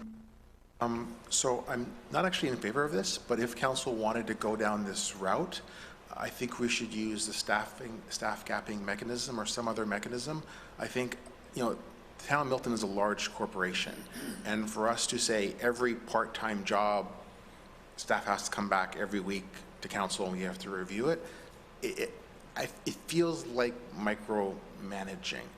If we're trying to reduce staff, not that I'm in favor of that, but if we're trying to reduce staff, give staff direction to increase the staff gapping from 500 to 600 or some other direction similar to that, not where this council has to review, you know, someone working at the food counter at the sports center for whatever. It just feels, in my opinion, excessive work for town staff, and it doesn't point to town councils having the knowledge to review every part-time hire that the town of Milton is going to do in 2019.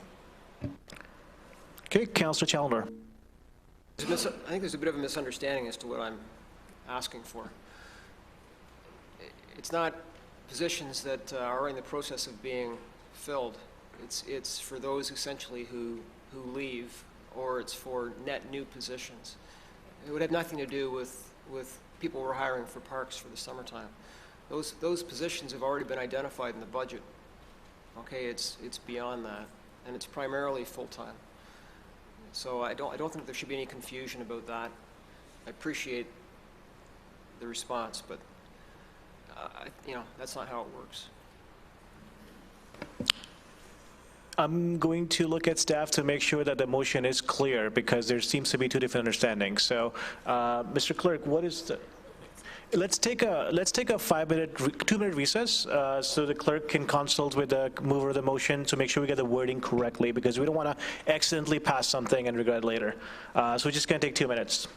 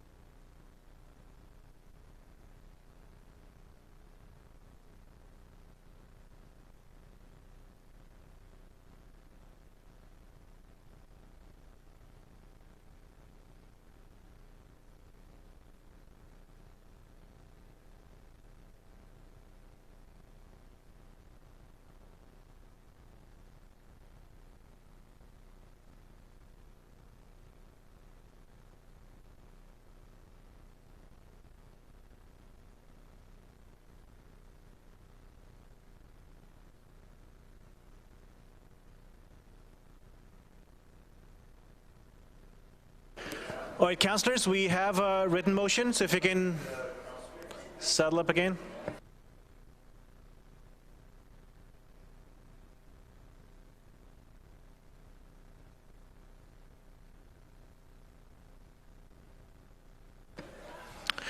All right, well, thank you. Now that we're back, I'm going to turn the microphone over to Mr. Clerk to read the motion. That all full-time positions in 2019, if becoming vacant or for net new positions, that there be a hiring freeze unless approved by both the CAO and council. Councillor Chalmers, does that cover your motion? Councillor Best, you still seconding it? Got it. I had Councillor Melba on my list next. Yeah, just for clarification, the way you just read the motion, that means if a current employee leaves and that place is, that position is now vacant, the replacement would have to be approved before by the CAO and council for the replacement. Okay. So it's not a cap. We're not talking about new FTEs, replacement. Mr. Clerk? We are talking if a position becomes vacant, so a replacement, and we're also talking for any net new positions. Okay. The motion would include both. All right, any other comments? Councillor Cluett? Again, just a quick clarification for members of the public and also members of council. Again, throughout the course of the year, people leave and people come back, and so that we're talking about just the full-time positions, because as the Commissioner Christine mentioned, you know, when we have programs throughout the summer, I don't know if some of them are considered full-time or if they're considered part-time, but I don't want, you know, Johnny to quit and we have to come to council for, you know, to replace that position. So I want to make sure that that's very clear, because that could be a complete administrative nightmare if we do that. Christine? That's correct, Councillor Cluett. However, if little Johnny supervisor leaves, we have a problem. Full-time supervisor. You still have the floor, Councillor Cluett. Just looking after little Johnny. Thanks very much. Anyone else? Councillor Tessa-Dirksen. I'm just wondering financially what the benefit would be for council to review a replacement of a position that already exists. Is the idea perhaps to review whether the position is still needed? That's the idea behind it? Okay. Thank you. Question asked, question answered. Anyone else? One quick question from me. What's your attrition like among full-time? Because I haven't heard that number yet.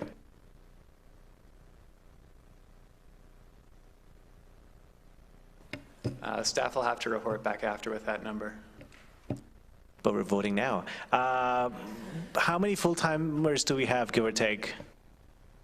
Sorry, how many full-time full-time staff do we have? Sorry, that was in the report. I think it's 350, but just let me double check that. It is? Yes, 350. Okay. So if you don't have the number, then I guess I don't have a question. Seeing nothing else, all in favor of the motion? Motion fails. Councillor Chandler, you mentioned you had a couple? Yes, thank you. Sorry to bore council. With respect to the transit service, I want to return to that. And what I'm looking for from staff is, you know, their thoughts about any kind of reduction that could be made in 2019 through a change in how the service is delivered. I actually want to see the service improved, and I've expressed my thoughts about that in the past. But what I'm looking for tonight is there a number that they anticipate through their deliberations this spring in terms of savings, yet improving the level of service? And so just to remind staff, I had talked about a hybrid cab Uber Lyft system, which would reduce our requirements for capital infrastructure, would also reduce our requirements for the service provider. Would still use the service provider, but less hours. Based on the numbers I had put together, not scientific, I anticipated we could save probably $100,000 for each of those three areas and deliver a 24/7 service. And that doesn't include infrastructure, because I don't know what the infrastructure costs are. Paul, the question I believe is for you. Thank you, Mr. Chairman. These sorts of issues are exactly what we're reviewing through our transit master plan. We'll be reviewing options like those, ride sharing like Uber or things like that.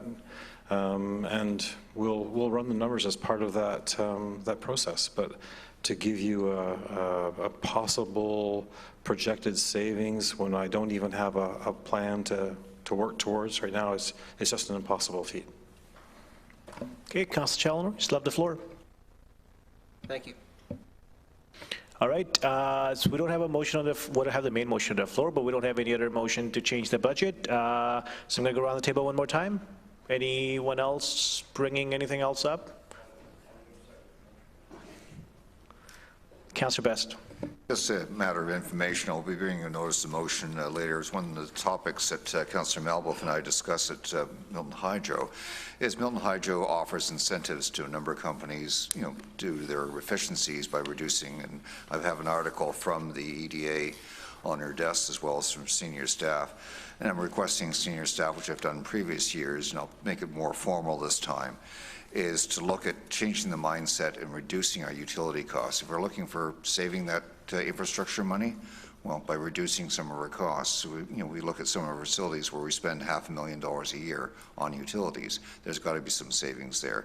We've made a good start with the LED replacements of street lights. I think we can go further. You just have to look at any building, and we've had complaints over the years of people driving by facilities and seeing all the lights are on and there's nobody there. So I'm looking at some staff, basically working on it, because I've heard some urban myths from even town staff as saying, oh, we can't turn lights off because they have to be on for safety. No, you've got the sun shining through, and when you're not using facility, turn the lights off.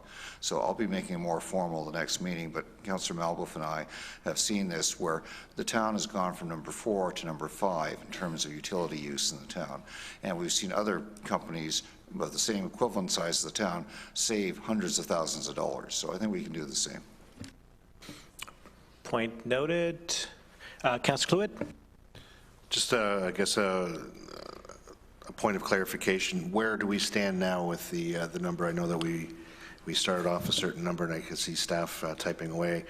I think we should just get to it and look at the number and go forward. Yep, that's the plan. We're just waiting for the numbers to come back. So we are at the town level at 8.30%, and on the combined basis at 3.67%.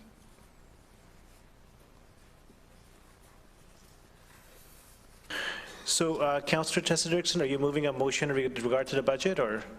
Oh, yes, go for it. Is it possible to get a dollar value of some kind to those percentages? The total levy requirement will be $63,615,931.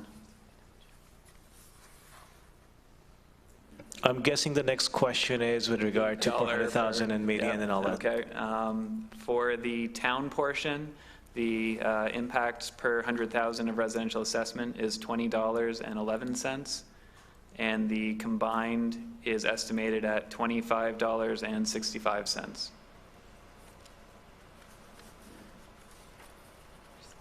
Councillor, you have the floor. That's good, thank you. All right. I'm just waiting for the town clerk to come back with the main motion so we can read it and see where we stand. Until that happens, I do have one clarification. The $20.11 per 100,000, that's per year, right? Not per month? Correct.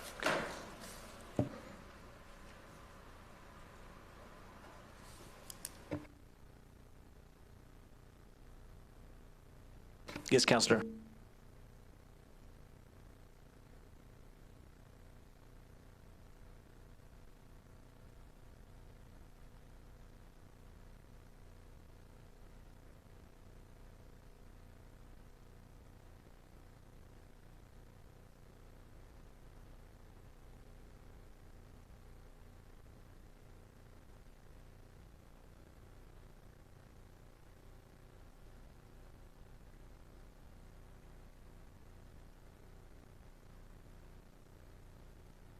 All right, so the vote will be called differently as mentioned earlier because of conflicts. So I'm going to turn over to Mr. Clerk to read the first vote, which will be on clauses 1, 4, 5, 6, 7, 8, 9, 10, 11, 12, 14, 15, and 16. You got that?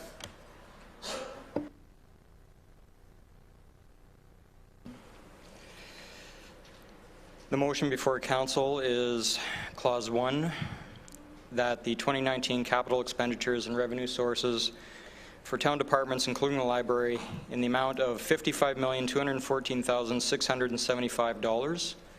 I'll say that again, that's a new number, $55,214,675.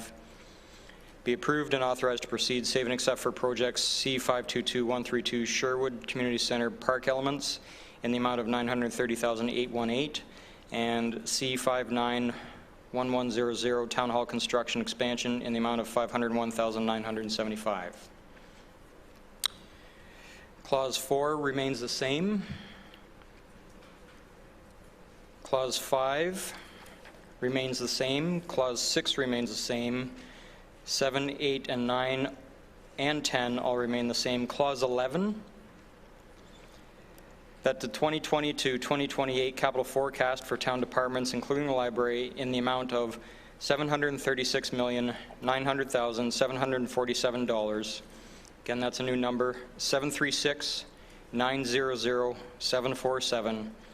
As outlined in the capital forecast section of this report, be approved in principle, subject to future annual reviews as part of the capital budget process. Clause 12 is also amended. It now reads that the 2019 town and library operating budget be approved with a tax levy of $63,615,931. Again, that number is $63,615,931.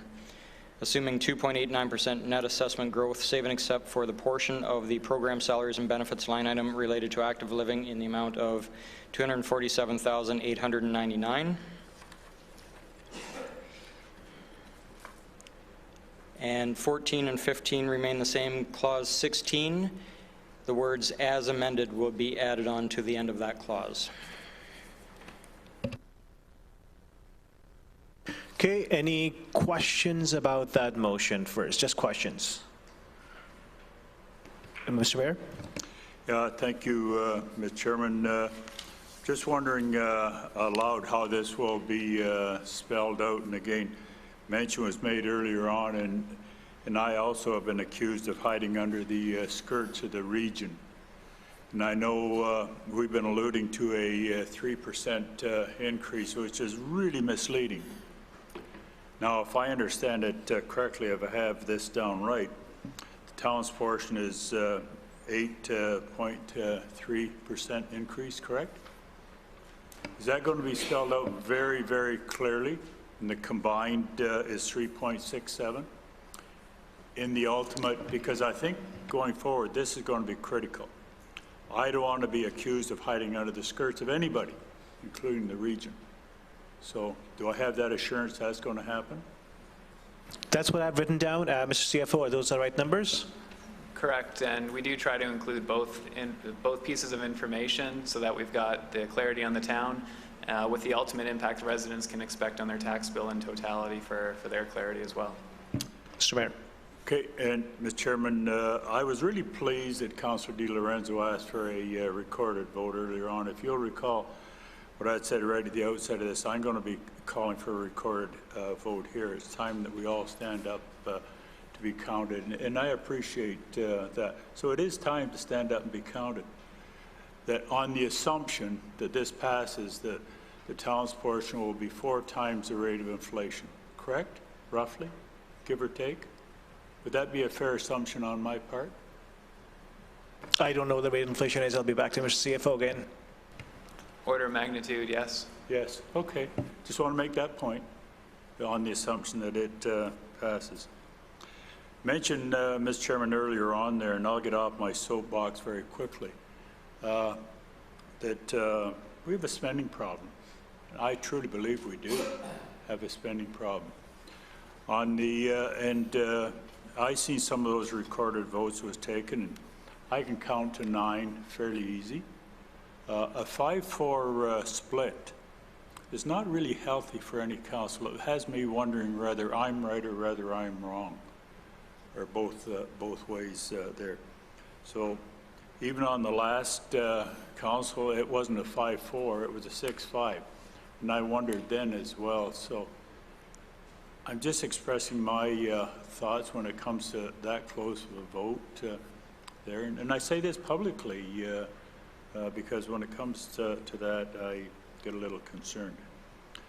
So the combined, let's just assume then, and I know if I got my numbers right here, it's $20.11 per $100,000 of assessment. Is that correct? That's what I've written down as well, Mr. CFO? Yes. Correct.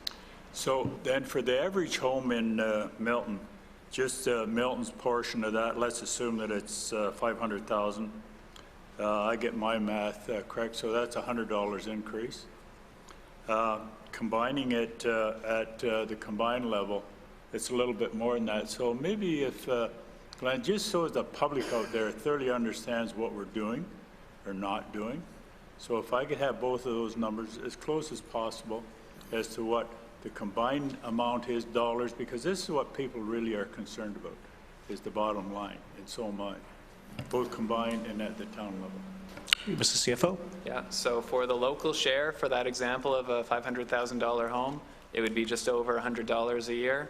And for the combined, it would be just over $125 per year. So, Mr. Chairman, I make my point that's what taxes are going up in Halton and in Milton because of our decisions. So, thank you. Okay, I'm going to open the floor for comments just in a second before we get questions out of the way. Any questions? Hearing none. Mr. Mayor, did you want to start off with a comment? Mr. Chairman, all I want is a recorded vote on it, that's all. The recorded vote has been called. Councilor Malbouf? Yeah, I won't be supporting this budget. I can't support an 8.3% increase at the local level, 3.7. We were looking for at least 3. When I look at all the areas that we could have found savings, efficiencies, cuts we could have made, when I look at the community services budget, it's going up 14% this year. Transit, even with the cuts we did make, the small cuts we did make, there's an increase of 12%, and that's just in 2 areas, which are 4 and 5 times the rate of inflation. So, again, nobody seems to want to make the decision, the tough decisions, and we heard that people are $200 within, and here we are looking at raising taxes $120. So. Again, I think we could have found efficiencies had we, found some areas where I believe I could have supported the budget. But where we're cutting doesn't make sense. And matter of fact, we spent 3 days of budget to lower the initial budget by about 1.5%. So again, I won't be supporting the budget, and I'm glad the mayor asked for a recorded vote. Anyone else? Councilor Tessa-Dirksen? Thank you, Mr. Chair. Just to Councillor Malbouf's point, I think we are making a tough decision. I think all of us are, because it's obviously politically unpopular to pass a tax increase. Nobody wants to do that. But we are elected to lead, we're elected to make the tough decisions, and we're elected to make the best decision in the best interest of this town as a whole. I pay taxes here, my entire family pays taxes here, I'm going to hear it when I go home too. But again, getting back to what the financial reality is, I don't see any other way this year, and I'm going to stand behind the budget as presented. Thank you. Anyone else? Councilor Cluett. Thank you, Mr. Chair, and I want to reiterate again thanks to staff, to Glenn, to everybody who has gone through this process again over the last couple of weeks. This hasn't been an easy time. And as we can see right now, we've combed through this for 3 days. I can't find any more room to move or more room to cut or to find that magic number that we all want to get to. We've reached this position, and again, there's different ways that people have said that we've got to this position, and we can go to last term of council, or we can go to last couple of terms, or we can go to the last 10 terms of council. We're in this position now, and we can't have this level of uncertainty with our staffing and with our services. We've been hearing through emails, I've been getting them constantly over the last 2 weeks to make sure that we're delivering the services that we're supposed to be delivering. And can it be fixed in 2019 budget? I don't think so. I think we're going to have more tools for the 2020 budget going forward, and we'll see. But all of these what-ifs will have some resolution on where we're going as a region from the regional review from the province. So things will be a little bit clearer for us going forward. But it's, and I can't remember if it was Councillor Best who said it once before. Milton's changing. We're growing. We're too big to be small, and we're too small to be big. And we have to realize that in a very short period of time, we are going to be 350,000 in population. And we can't be doing all of these little small things moving forward. We have to realize that we're growing into a larger community. So as much as the instincts go to say no, what'll happen if this budget doesn't pass, we're going to send it back to staff, and we're going to have further uncertainty. And I just want to move forward on this. This has been the toughest budget, as I've said, many, after the 8 years that I've been on council. And I'm hoping that the next few will be not as difficult, but anticipating the worst. So I'll be supporting the budget as is. Councillor Ali, and then Councillor Best, and Councillor Di Lorenzo. The province mandates growth, and I think the town of Milton has done a great job in meeting those mandates. But we're at that level where we need to grow on top of that growth by providing employment opportunities to the people who live here, the people who are young families, are highly educated. And how are we going to do that if we are taking away services, if we are cutting everything out? Why would any employer want to move here when they see that their employees can't get the services they need? So when we call Milton a place of possibility, I think it's important that we don't cut, because we have done enough cutting. It's time that we spend the money we need to where it needs to be done. It's not about wants and needs. It's just at the point where we just cannot move on if we keep taking out money and not providing the services. So I will be supporting this budget. Thank you. Councillor Best. Yes, correction for Councillor Clute. It wasn't me that said those words. It was actually former Councillor Clements back about 20 years ago before all this stuff started, but just to give credit where credit's due. And we're still in that same position. And I look forward to the core services review, because we really have to go back to that, because we're now going through the next evolution. We've gone from 30,000 to 120,000 now. And we have to look now not only for next year, but the next 20 years when we grow to 250, 300,000 people, whatever that figure is. Because remember, we have a lot of provincial initiatives coming down. We have not only the regional review, places to grow, and also the housing. And we've had some discussions on how we can improve our processes. Maybe they should help. But from what I'm looking at, the regional review, if we can upload transit to where it should be at the regional level, similar to York, Durham, and Waterloo, and, oh, by the way, Toronto, but, you know, Toronto's not the greatest example of one-tier government either, so maybe the province should remember that. Also, regarding the choices, we had choices here tonight. I can't support the operating budget, as stated here. The capital budget, we went through, and you saw my motions on that one. But we have to look long-term on this. Do we need these facilities? Do we need the services? And hopefully, the next few months, we'll have that core service review looking at all aspects of the town. And what businesses should we be in and what shouldn't we be in? Who can deliver it better? Can we do it or somewhere else? Staff have done this before where we've contracted out services, didn't work out, we brought it back in, it's working better. Sometimes it's better to put it to specialists, such as the dog licensing we just did. Put it to people who know what their business is, because sometimes we can't be all things to all people.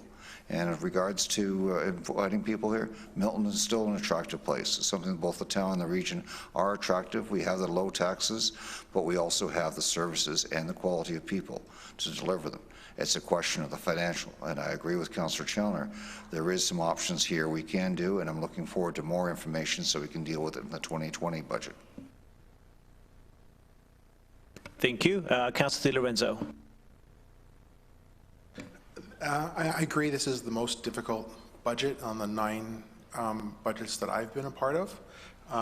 We have cut services. We have dipped into our reserves. Thankfully, it was a dip and not a dive. And even after those cut in services and after we use some of our reserves, we're still faced with about an 8%, over 8% budget increase.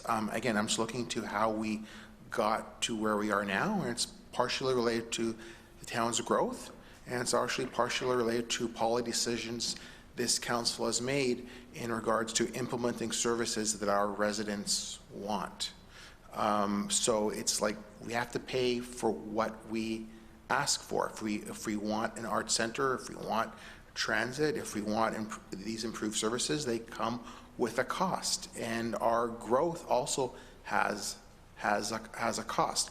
Part of that growth is put on us. We have no choice but to make decisions on how we handle that growth, and we agonize over the difficulty that the growth is not paying for itself. I'm hoping that we are going to continue on a path of financial sustainability, and we're going to continue to be one of the lowest taxed municipalities, but I understand that is not a salve for someone who's going to see their taxes being increased by an average of $125 this year, because we're saying the average homeowner is going to see a $125 increase in their property taxes, and for some that's going to be extremely difficult. All right, anyone else? Hearing none, I do have a couple of thoughts on a similar line. As I mentioned earlier, budgets are an exercise on the type of community we want to create, and this council has decided through this process the kind of community it wants to create. I know some councillors mentioned that efficiencies could be found, but I think those efficiencies were in the form of service cuts.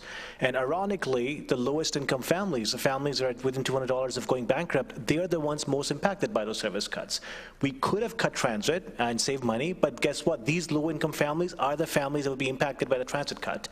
The families that are least able to pay. The families that are least able to pay are not living in median homes or bigger than medium homes. As difficult as this budget is, this is what the council has decided, and the fact of the matter is that if you look at other Halton municipalities, Halton Hills to the north and Burlington Oakville to the south, even after this budget, you'll still be getting over a 40% discount on a similar level of services. And the challenge is, I don't think it's fair to say we have a spending problem. I think the issue is that Milton was a different kind of municipality when it was 30,000 people. As it's headed to 300,000 people, it's becoming a different kind of municipality. And we can't be a 21st century modern municipality and demand that we provide modern 21st century services, but not pay for them. So I take pride in the fact that we're actually not only cheapest, we're cheapest by a very long shot. But should we be even cheaper than that? Should residents get even more than a 40% discount? I think you get to a point where it's just not possible anymore. And that's what we saw in this budget. Even if we cut everything that was put forward today, minus the money going to the reserve, it wouldn't have made a big difference. We're talking about $15,000 here, $45,000 there. So I'm willing to stand up on a recorded vote and support the budget. So recorded vote has been called. The motion's on the floor. All in favor. And just to remind you, we're voting on clauses except 2, 3, and 13. So all in favor, please rise. Councillor Cluett, Councillor Ali, Councillor De Lorenzo, Councillor Tesser-Dirksen, Chair Hamid. All opposed? Councillor Best, Councillor Challoner, Councillor Malbuff, Mayor Krantz. Motion is approved 5-4. All right, so next we have vote on clauses 2 and 13. Those are the ones that Councillor Best has the capital disclosure.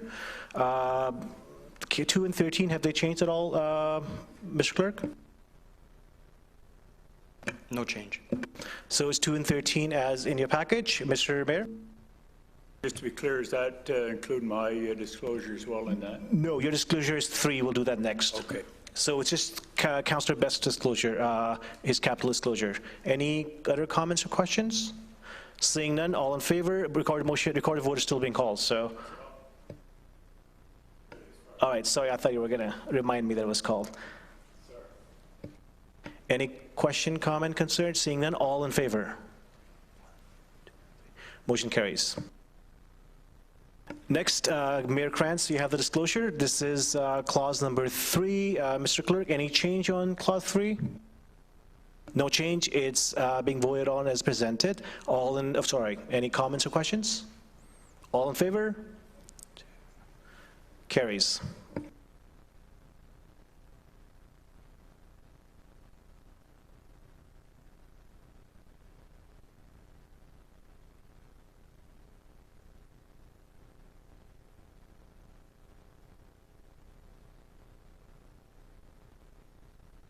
All right, I have a motion moved by Councillor Tesser-Dirksen and seconded by Councillor Di Lorenzo. Be it resolved that Councillor adopt the compliance report for expenses excluded from the 2019 budget outlined in the report CORS 070-18 as a requirement of Ontario Regulation 28409 passed under the Municipal Act 2001.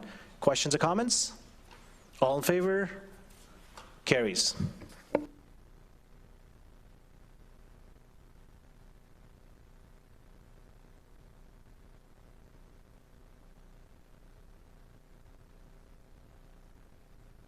All right, we have no other motion on the floor. Thank you very much. This meeting is now adjourned.